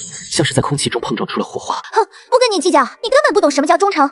我不懂忠诚，但我懂得如何控制。我可不像你，居然有的侍从率先醒来之后，不是第一时间唤醒你，而是直接逃了，倒的确是忠诚的很呢。僵尸萝莉免。他这辈子最痛恨的一件事情就是被玫瑰伯爵灌醉了之后，吐露出了自己的黑历史，以至于让玫瑰伯爵利用这件事情嘲笑了他不知道多少年。这也是为何僵尸萝莉始终致力于搜集玫瑰伯爵黑料的缘由所在。腹黑者必有腹黑朋友，很正常。生活不易，僵尸自闭，黑料被提及，除非能够拿出同等级别的黑料，否则僵尸萝莉永远无法翻身。制裁玫瑰伯爵。第3医院第5病区一间僻静少人的办公室里，尹成和丽娜陷入了沉思。食尸鬼依旧乖巧地立在一侧，不动如山。从尹成献祭一滴鲜血激活了魔法阵之后，除了血珠被传送消失了之外，就再也没有半点反应了，简直像是死机了一样。明明尹成感觉他能够通过魔法阵与另一头的玫瑰伯爵进行联系，可就像是打电话，那头始终是忙音一样，无法接通。他当然不会知道，因为他这么快就启用了魔法阵的缘故，导致了玫瑰伯爵的古堡来了一次彻彻底底的清洗，还让玫瑰伯爵的黑心闺蜜也盯上了他。没有和僵尸萝莉约法3章之前，玫瑰伯爵当然不敢轻易和尹成联系，否则的话要是尹成一不小心说漏了嘴，那僵尸萝莉恐怕得嘲笑他一辈子。尹成和丽娜就在这么默默的等待中，过去了几10分钟的时间。没办法，算计贪财鬼合一的计划当中，玫瑰伯爵是至关重要的一环，也是尹成眼下唯一能够借势的大腿。时间在尴尬和略微的焦急当中一点点流逝，终于，血色的魔法阵散发出一阵妖异的光泽，投影出玫瑰伯爵优雅绝美的面孔，以及他身边一个陶瓷娃娃般可爱的小萝莉。你女儿都这么大了。看到这一幕的时候，尹成没能忍住吐槽的欲望，下意识脱口而出。霎时间，画面内的景象，玫瑰伯爵笑得前俯后仰，波澜壮阔的山川沟壑成为了一道亮丽的风景线。那僵尸小萝莉精致可爱如瓷器一样的小脸蛋上，则是瞬间一片漆黑。当场抓狂的僵尸萝莉张牙舞爪，气急败坏，嘴里尖锐修长的虎牙寒光闪烁。如果不是被玫瑰伯爵从后边拉着他，恐怕他会当场杀到第3医院，和尹成好好探讨一下生与死的问题。咳，尹成尴尬的咳嗽了一声，赶忙利用洞察之眼观察了起来，然后他的脸色就变得僵硬了起来。失重之主，僵灵，种族僵尸，友善度敌视。你的言语深深的刺激到了他。实力血衣厉鬼，别看他小小的身躯内潜藏着可怕的力量。喜好血液、月光、睡觉、财迷。弱点畏惧极阳之物，若能阴极生阳，否极泰来，他将成为僵尸一族中顶尖的存在。当前状态看似怒不可遏，张牙舞爪，实则内心冷静的一批。他只是在借机试探玫瑰伯爵与你的关系。现在他已经有了一些简单的推测，请小心，你已经被青年僵尸给盯上了。我现在道歉还来得及吗？尹成心底苦笑不已，他只是下意识没忍住内心深处的吐槽之魂而已，结果就被一只千年老僵尸给盯上了。万幸江宁不知道尹成的内心想法，否则的话，他估计会从假暴走当场转化为真暴走，然后对尹成展开无限制追杀。年龄永远都是人形女性生物最为敏感的问题。千年老僵尸这样的称号，玫瑰伯爵都没敢这么刺激过他的黑心闺蜜。抱歉，是我误会了，美丽可爱的女士，我向你致以最诚挚的歉意。节操什么的，尹成没有，就算有，也是随时都可以抛弃的那种。看到江陵血衣厉鬼实力的那一刻，他果断的选择了弯腰道歉。男儿膝下有黄金，但腰没有，只有腰椎突出。如果有的话，尹成恐怕也很乐意将其取出来，然后换成求生物资。惊悚游戏降临的世界，他听闻见识过太多惨烈残酷的故事。节操什么的，比起生命而言，不值一提。好了，说说吧，为什么这么快就联系我了？难不成你已经准备好了第1个疗程的药物了？令尹成的食指不由自主地颤了颤，不由得双腿都有些发软了起来。不，第1个疗程的药物还在准备中。我之所以联系女士你，是有一份很好的赚钱机会，想要与你分享而已。尹成顺水推舟，将他的谋划说了出来。没有什么好隐瞒的。尹成一口气将贺一的所作所为统统告知了玫瑰伯爵。以对方的身份，想必并不会在乎第3医院的死活，也不会在意贺一有多么贪婪，这那都和玫瑰伯爵自身扯不上什么关系。但诡秘这东西是惊悚世界的硬通货，玫瑰伯爵肯定也不会嫌多。毕竟尹成告知他的计划当中，只是需要他稍微开口，就能够白赚一笔，动动嘴的功夫就能够赚到黑花花的鬼币，何乐而不为呢？不出尹成所料，玫瑰伯爵听完他的计划之后，用一种小伙子很懂事嘛的眼神打量了他一会儿之后，就轻松答应了下来，并且专门将他古堡内的电话号码留给了丽娜，方便后续操作。只不过在讲述计划的环节，稍微出现了那么一丢丢的小插曲，那就是可爱的僵尸萝莉江灵儿，硬是也要参与到尹成的计划当中，还成功的藏住分了一大杯羹走。原因无他，江灵的喜好当中有着财迷属性，作为失主的主人，他手里的资源自然不会少。很巧合的是，江灵的手里有一具死掉的血衣厉鬼，级别僵尸躯体。这一具躯体的出现，也就让原本打算单单凭借玫瑰伯爵的地位与名望来骗取贺一信任的计划，直接就转变成了利用一条血衣厉鬼级别僵尸的手臂来作为诱饵，让计划彻底冤枉无权。至于最终战利品的分配问题吧，采取了4-3-3的分成方式。江灵虽然是临时加入，但他能够提供诱饵，让计划成功的可能无限接近于圆满，所以他占据4成的利益，并没有什么问题。至于玫瑰伯爵，尹成借了他的势，才能够完美的布局，再加上为了打好关系，让对方暂时放缓一下治疗进度，尹成很大方的也给了对方3成利益，剩下的3成就是属于尹成的。丽娜以自己没有什么处理之处为理由，拒绝了分成。他的小心思尹成很清楚，也没有矫情什么，直接就接受了丽娜的好意。求生才是眼下最重要的事情，一切既得的利益都是能够提升他生存概率的，大不了情债柔偿嘛。毫无节操的他早就有了转职亡灵骑士的准备。回到第3医院大厅的路上，来来往往的鬼怪病人们看向尹成的眼神都带着淡淡的尊敬之意，完全没有对待寻常人类的那种贪婪嗜血。被玫瑰伯爵点名表扬，展现出了超凡医术的他，再加上王者诱惑天赋，第3医院内的病患们自然不会对尹成有什么敌意。一路走来，尹成都已经开始习惯了穿梭于一帮鬼怪之间的感觉。然而，正打算前往主人办公室复命的尹成，被3个缺胳膊短腿儿、浑身散发着血腥味的身影拦住了去路。救救我们！求求你，救救我们！没有半点犹豫，3个勉强还支撑着的女玩家当场跪在了尹成的面前。尽管其中一个都只剩下了一条腿，那个当初被丽娜斩掉了舌头的女玩家则是没有出现，10有8九已经葬身鬼怪手下。救救我们！只要你愿意救下我们，我们愿意付出一切代价。我们什么都不求，只是想要活下来而已。悲凉无比的哀求声可谓是闻者伤心，见者流泪。一侧不少的鬼怪们见到这一幕，都颇有些感触。有的鬼怪也是有过生前的，他们也曾是弱小的人类，故而能够共情。当然，更多的则是持观望的态度。尹成信如今在第3医院已经是名人，有着不小的影响力。如果他真的开口要保他们，这些鬼怪也很乐意卖尹成一个面子。毕竟尹成现如今的身份可是能够妙手回春的名医，能来第3医院的鬼怪，谁还没点大大小小的毛病？冒着得罪尹成的风险，针对几个弱不禁风的人类，倒不如顺水推舟的卖个面子，何乐而不为呢？惊悚世界不完全是打打杀杀，人情世故也还是需要维系的。面对跪在身前哭得梨花带雨、凄凉无比的3位女玩家，尹成的心绪没有太多起伏波动，他只是很平静地看着3人，脑海里思量着某些东西。片刻之后，他对于自己的计划有了更为完善的思路。跟我来吧。留下这么一句之后，尹成带着丽娜和食尸鬼径直回到了他的会诊室，而不是第一时间前往贺毅所在的主任办公室。那会现在焦头烂额，也没工夫搭理自己。3名女玩家闻言顿时喜极而起，嘴里一边说着感恩戴德的话语，一边迅速地追了上去。会诊室内，接下来的时间你们就待在这里好了，不会有鬼怪敢在这里向你们出手的。尹成坐在椅子上，背对着3名女玩家，眼神眺望着窗外，不知道在思索些什么。谢谢，谢谢。女玩家们再度感恩戴德，颤颤巍巍的抱团缩在一起，脸上的惊恐之色却始终无法散去，因为浑身散发着恶臭，被黑色粘液包裹，面貌狰狞的食尸鬼像是对他们很感兴趣一样，在不远处用他那黑洞洞的大眼睛死死地盯着他们。丽娜也是把玩着锋利的手术刀，用一种玩味的眼神打量着他们。不管他们，继续商量一下，咱们如何将玫瑰伯爵闺蜜手中的血衣厉鬼手臂买下来的问题吧。尹成背对着女玩家，给丽娜使了个眼神，故意说道。丽娜虽然有些恋爱脑，但寻常时候还是非常冷静聪慧的，一下子就明白了尹成的想法，当即收回眼神，还故意拉上了会诊室中间的那层帘子，将3名女玩家阻隔在外，一副小心谨慎的样子。尹成竖起大拇指，给丽娜的机智点赞，他也开始故意压低了声音，和丽娜交谈了起来。隔着一层帘子，失去了食尸鬼和女鬼护士紧盯着的压力之后，他们的神色终于不再那么的惊恐，眼神里也多出了一些意味难明的色彩。尤其是听到尹成口中血衣厉鬼手臂几个字眼之后，再加上丽娜拉上了帘子的举动，他们3个面面相觑一眼之后，齐刷刷的侧耳偷听了起来。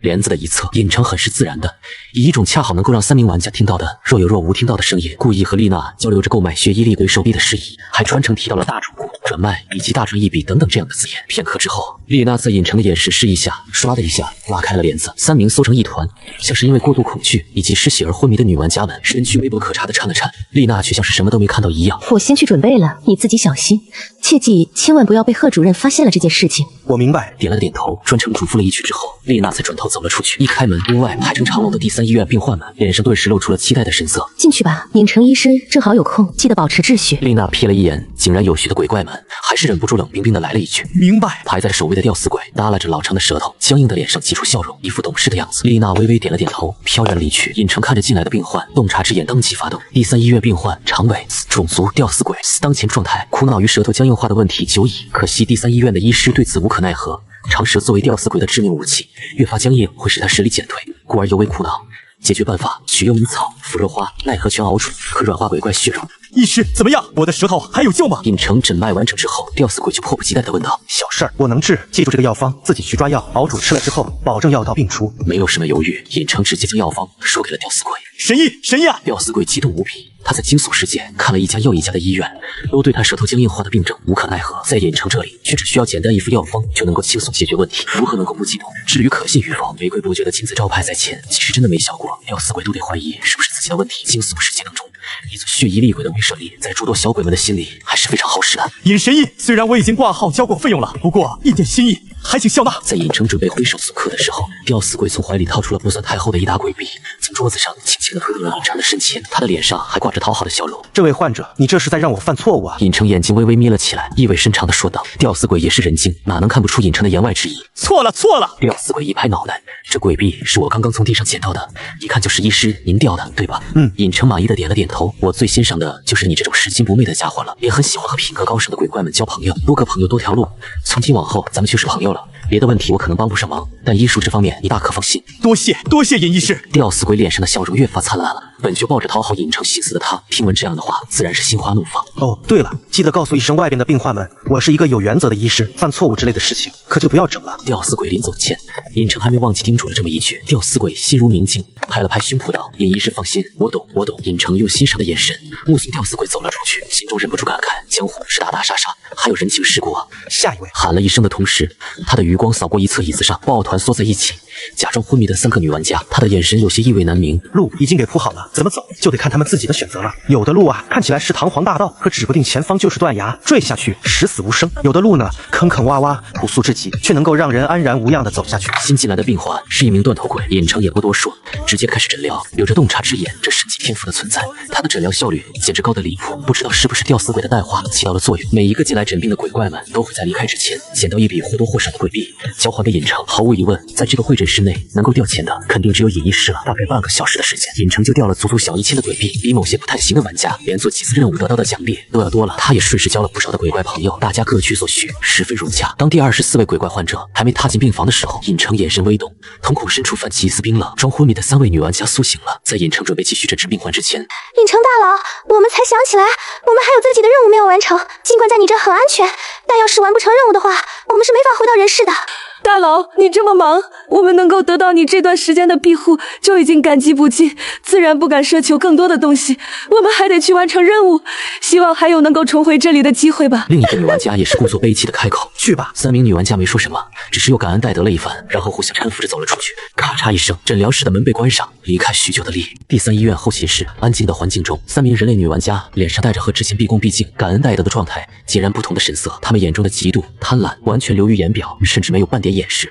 尹成那家伙明明有可以完美庇护我们的能力，甚至能够帮助我们轻松完成任务，可他却根本没有要帮助我们的意思。既然如此的话，那么也就怪不得我们这么做了。3人中，面带血污却仍旧能够看出几个姣好面容的女人，仅剩下的一条手臂，拳头握得死死的，咬牙切齿道，语气中的恨意令人匪夷所思。凭什么他就能过得那么安逸，还能仅仅只是坐在那儿就有大笔的鬼币收获？他明明能够帮助我们，分给我们一些鬼币，帮助我们活得更好，可是他没有这么做，而是冷眼旁观，惺惺作态。他已经堕落了，明明是人类，却和鬼怪搅和在一起，对同类的死亡完全坐视不理。他才是最该死的那个。凭什么这样的人却能够在惊悚世界活得这么滋润？他假仁假义的慈悲，完全无视我们的态度，恰恰是他最大的破绽。他恐怕永远都想不到，我们还会有胆量将他的秘密出卖给鬼怪吗？3名女玩家互视一眼，仿佛从对方的眼睛里看到了尹成即将迎来的凄惨下场，嘴角扬起了残忍的笑容。尹成不会知道，3名被他救了一命的女玩家心底竟然会如此的憎恨着他。当然，就算知道了，他也不会产生什么情绪波动的。死人当然不值得令人动怒，人心诡谲的现状，尹成也已经习惯了。后勤室里，3个女玩家嘀嘀咕咕了半天之后，最终一咬牙，决定将尹成和丽娜的秘密出卖给那位贺医主任。他们打算以此为条件，从贺主任的手中换取足够的好处，以及能够安全回归人世的保证。说出来倒也有些可笑。尹成庇护了他们，给了他们选择生的机会，不但没有得到感激，反而让他们在心底越发的怨恨、嫉妒，宁可选择去相信一只鬼怪，将生的希望寄托于鬼怪身上，也不愿意安静一点，躺平回到人世去。尹成给过他们缄默，从而苟活下来的机会，很可惜，他们并没有珍惜。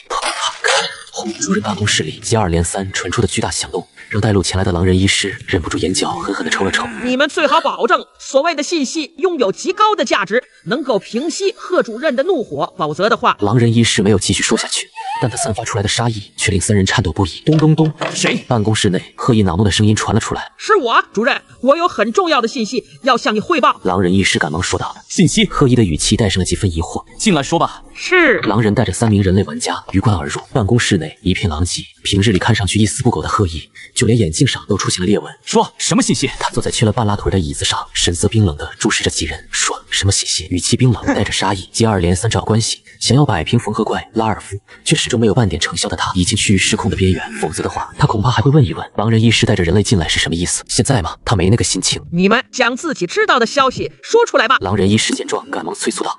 贺主任，想要知道我们的信息可以，但是我们需要一些条件作为交换，因为这个秘密关系到血衣厉鬼级别的存在。 3名玩家虽然恐惧，却也还有些理智存在，知道抓住重点来引起贺意的兴趣。果不其然，单单只是血衣厉鬼4个字，就让贺意的痛苦瞬间缩入针尖。几分钟之后，狼人医师舔舐着嘴角的鲜血，眼神里带着愉悦的色彩，离开了办公室。散发着刺鼻血腥味的办公室里，好一个尹成医师，好一个丽娜护士，你们可真是我手下的好员工啊！我在这担惊受怕，甚至准备铤而走险，可你们却在谋划着要大赚一笔。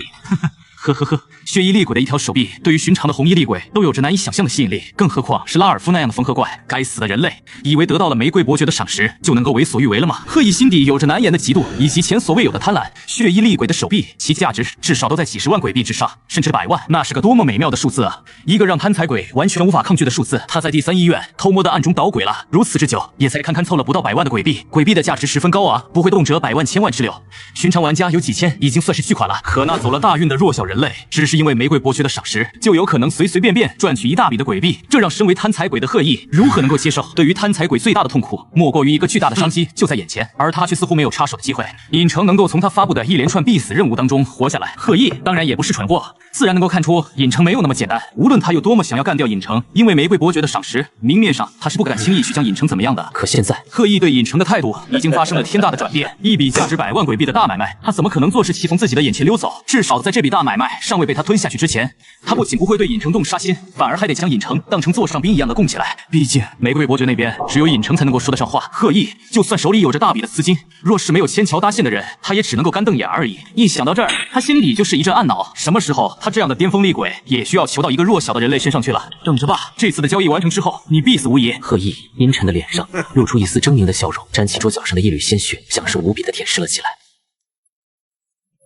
特聘医师尹成的会诊室外，病患鬼怪的队伍依旧如同长龙，先有玫瑰伯爵的例子在前，后有那些从尹成口中得到了解决问题的药方之后，迫不及待就在第3医院内买药进行尝试的鬼怪们，毫无疑问药到病除。如此一来，原本还有些将信将疑的鬼怪病患们，也算是彻底放下心来，纷纷转投到了特聘医师尹成门外的队伍长龙之中，甚至有些出手阔绰的鬼怪还开始花费鬼币来向那些排在前面的鬼怪购买他们的位置，可谓是将尹医师的声名彻底在第3医院打响了。反观其他医师的会诊室外，空空如也，连根鸟毛都没有。绿皮炼金人、鸟嘴面具医师，还有其他的医师们，都咬牙切齿地站在会诊室门口，心里的不爽都写在了脸上。砸人饭碗，断人财路，犹如杀人父母，没有谁能够忍受得了这样的局面。眼下，他们都是比贺意更想要除掉尹成。主任，您终于来了，快想想办法吧！再这么下去的话，我们这些医师可就真的什么也不用干了。当贺意出现在走廊角落的刹那，鸟嘴医师第一时间闪身出现在了贺意的身侧，压低了声音抱怨道。其余的医师们也是纷纷投以同病相怜的眼神。然而，他们怎么也不会想到，哼，自己没本事怪得了谁？病患都信任尹医师，不选择你们，难道说你们不应该从自己的身上找问题？贺意冷哼一声，摆出了一副恨铁不成钢的样子，怒斥道：“鸟嘴医师、众医师，听听谁言否？要是不知道贺意的脾气，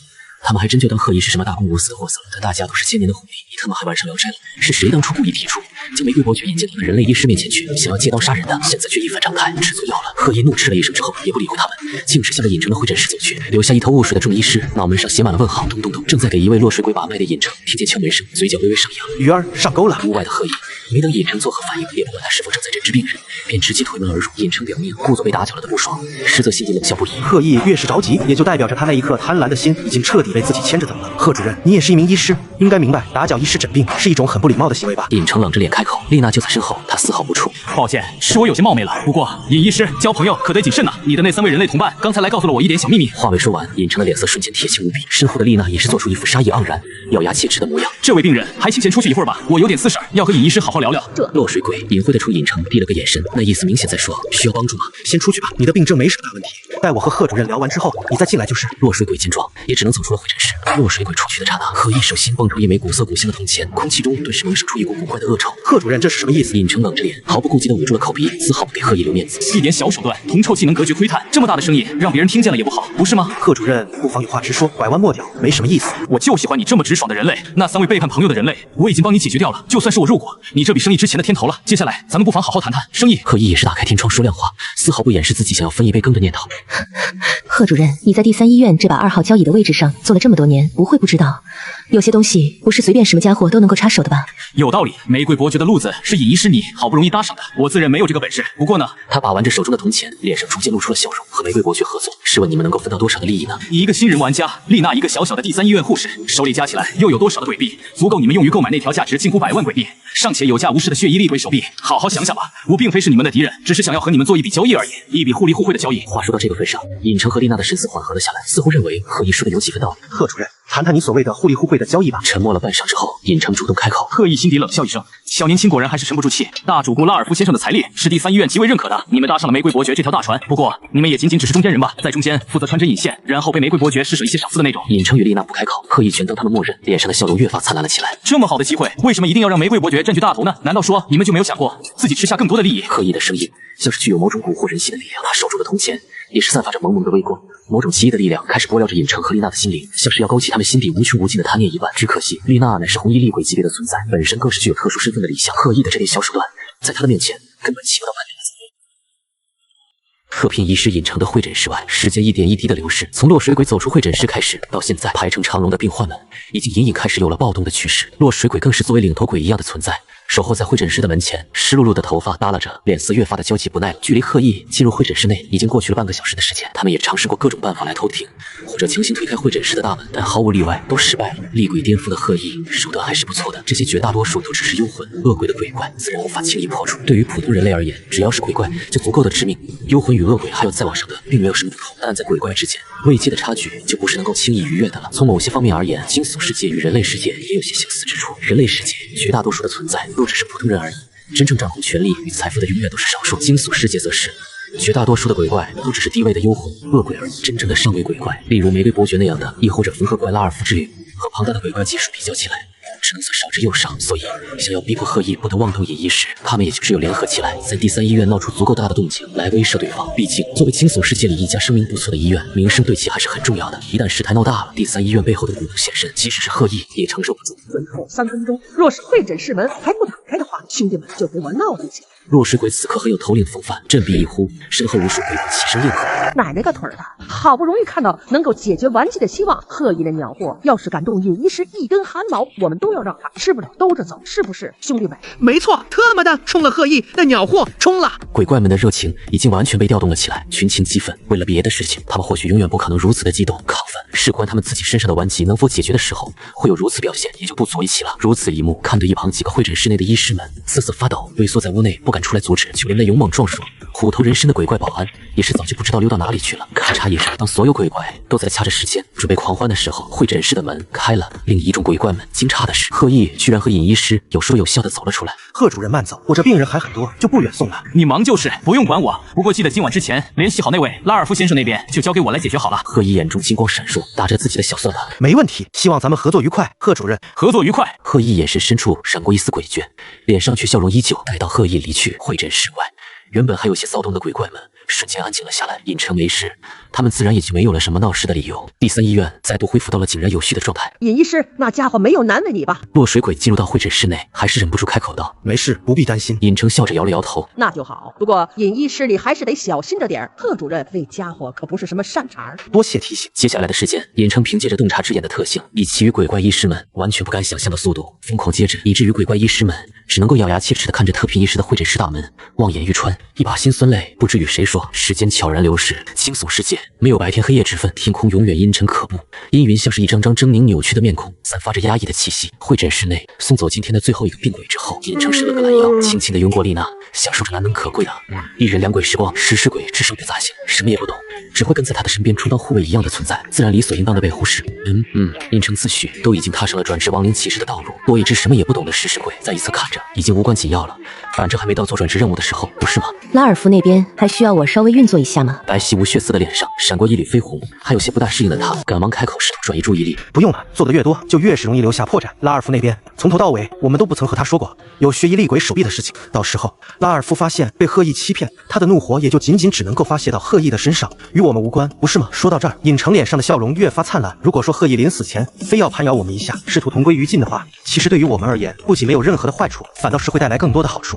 好处？这也能带来好处？血衣厉鬼的尸体是玫瑰伯爵的黑心闺蜜，那位失种之主江灵的。拉尔夫若是真心想要，咱们就顺水推舟，让他去和那位谈就是了。毕竟拉尔夫是大主顾，背后也有着血衣厉鬼的强者，肯定愿意为此付出足够高额的代价。咱们在中间稍微起到一些穿针引线的作用，也能够博得这位大主顾以及他身后之人的好感，不是吗？尹成看得很明白，江灵既然主动提及了血衣厉鬼尸体的存在，那么也就意味着，其实那具尸体对于他自身的价值并不是那么的巨大，否则这种有价无市的好货，不怕贼偷，还怕贼惦记，不是吗？所以坑杀了贺毅之后，如果拉尔夫依旧想要得到血衣厉鬼的一条手臂，尹成与玫瑰伯爵的闺蜜协商，顺势而为，卖拉尔夫一个人情，又何乐而不为呢？惊悚世界不仅是打打杀杀，也是人情世故啊。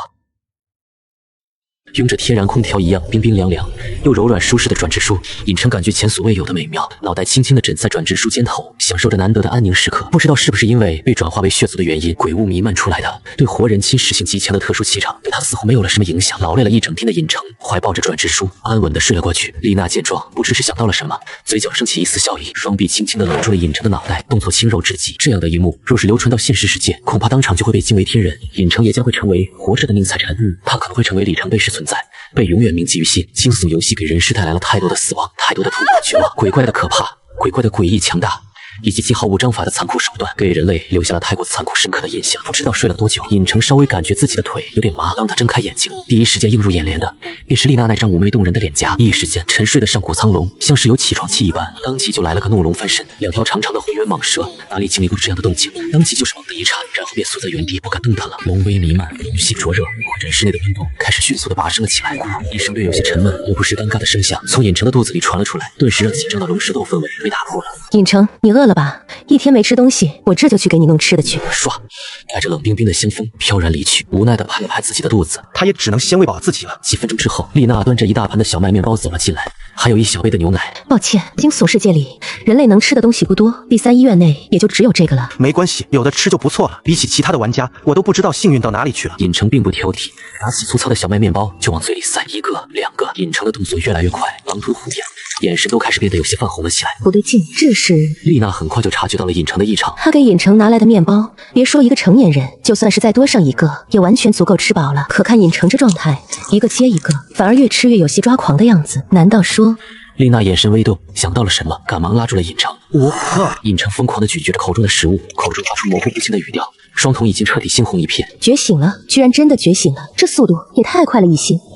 太突然了一些吧。丽娜被尹成的天赋惊到，脸上满是呆滞的神色。李相死亡天使的身份让她知道很多不同寻常的信息。血族的初庸转化可不像制造仆从吸血鬼那么简单。惊悚被初庸之后的存在，往往会经历很长一段时间的沉淀融合，甚至可能会经历死亡之后才能够成功的被转化为真正的血族。与此同时，被转化者也将会觉醒其独属于他的血脉天赋能力。咕咕，见势不对，焦躁不安的食尸鬼发出了焦急的咆哮。尹成可是他唯一的朋友，他不希望尹成出现任何意外。别急，他没事，只是血脉觉醒了而已。丽娜看着急得生存下跳的食尸鬼，无奈地说了一句。然而这并没有什么软用，食尸鬼的智商有限，尹成都是耗费了好大的功夫，才让其勉强明白了一些东西。丽娜见状，只能无奈地撇了撇嘴，鬼气弥漫，直接将食尸鬼镇压在了原地。水，我要水，给我水！尹成现在只感觉自己整个人都快升天了，体内的每一根血管、每一滴血液、每一个小小的血液分子，都像是拥有了生命一样，在他的体内毫无章法地乱窜了起来。他的心脏也如同大马力的发动机，扑通扑通地跳个不停，速度之快，声音之沉闷，仿佛让房间内的摆件都在共鸣颤抖了起来。水，水！尹成无意识地呢喃着，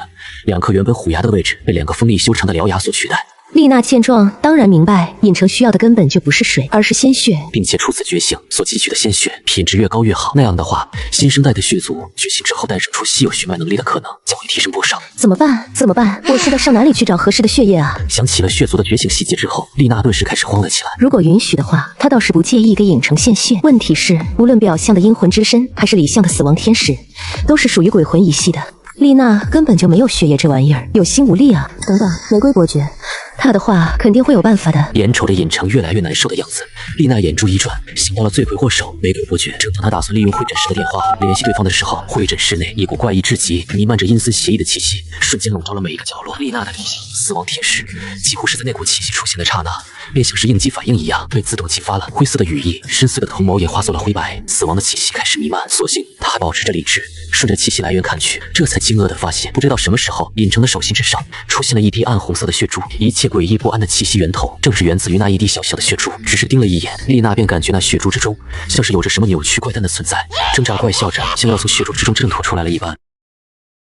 尹成猩红的双瞳死死盯着手心那滴暗红色血珠，周身泛滥的血液之力与刺骨的王者的气息，正以一种诡异的方式疯狂交融。原本在体内横冲直撞的血脉之力，在触碰到血珠的刹那，竟如同找到了归宿的溪流，尽数被吸纳其中。丽娜展开的灰色死亡天使羽翼微微震颤，她能清晰感知到那滴血珠里蕴藏的力量，足以轻易撕碎一位厉鬼巅峰的存在，甚至连血翼级别的鬼怪都会被其沾染后陷入亡魂失控的境地。可这股恐怖的力量却对尹成无比温顺，如同被驯服的凶手，只在他周身萦绕出淡淡的黑色魔纹。恭喜玩家尹成天赋王者诱惑完成终极进化，解锁专属权柄亡灵统御。恭喜玩家尹成血族纯血血脉与王者权柄完成融合，解锁唯一职业亡灵医神。送亡灵医神，以医术渡亡魂，以权柄镇恶灵，对所有亡灵系、血族系鬼怪拥有绝对压制力。医术效果对非人生物增幅300%，可通过治愈亡魂获取其信仰之力，强化自身领域。系统提示音接连炸响。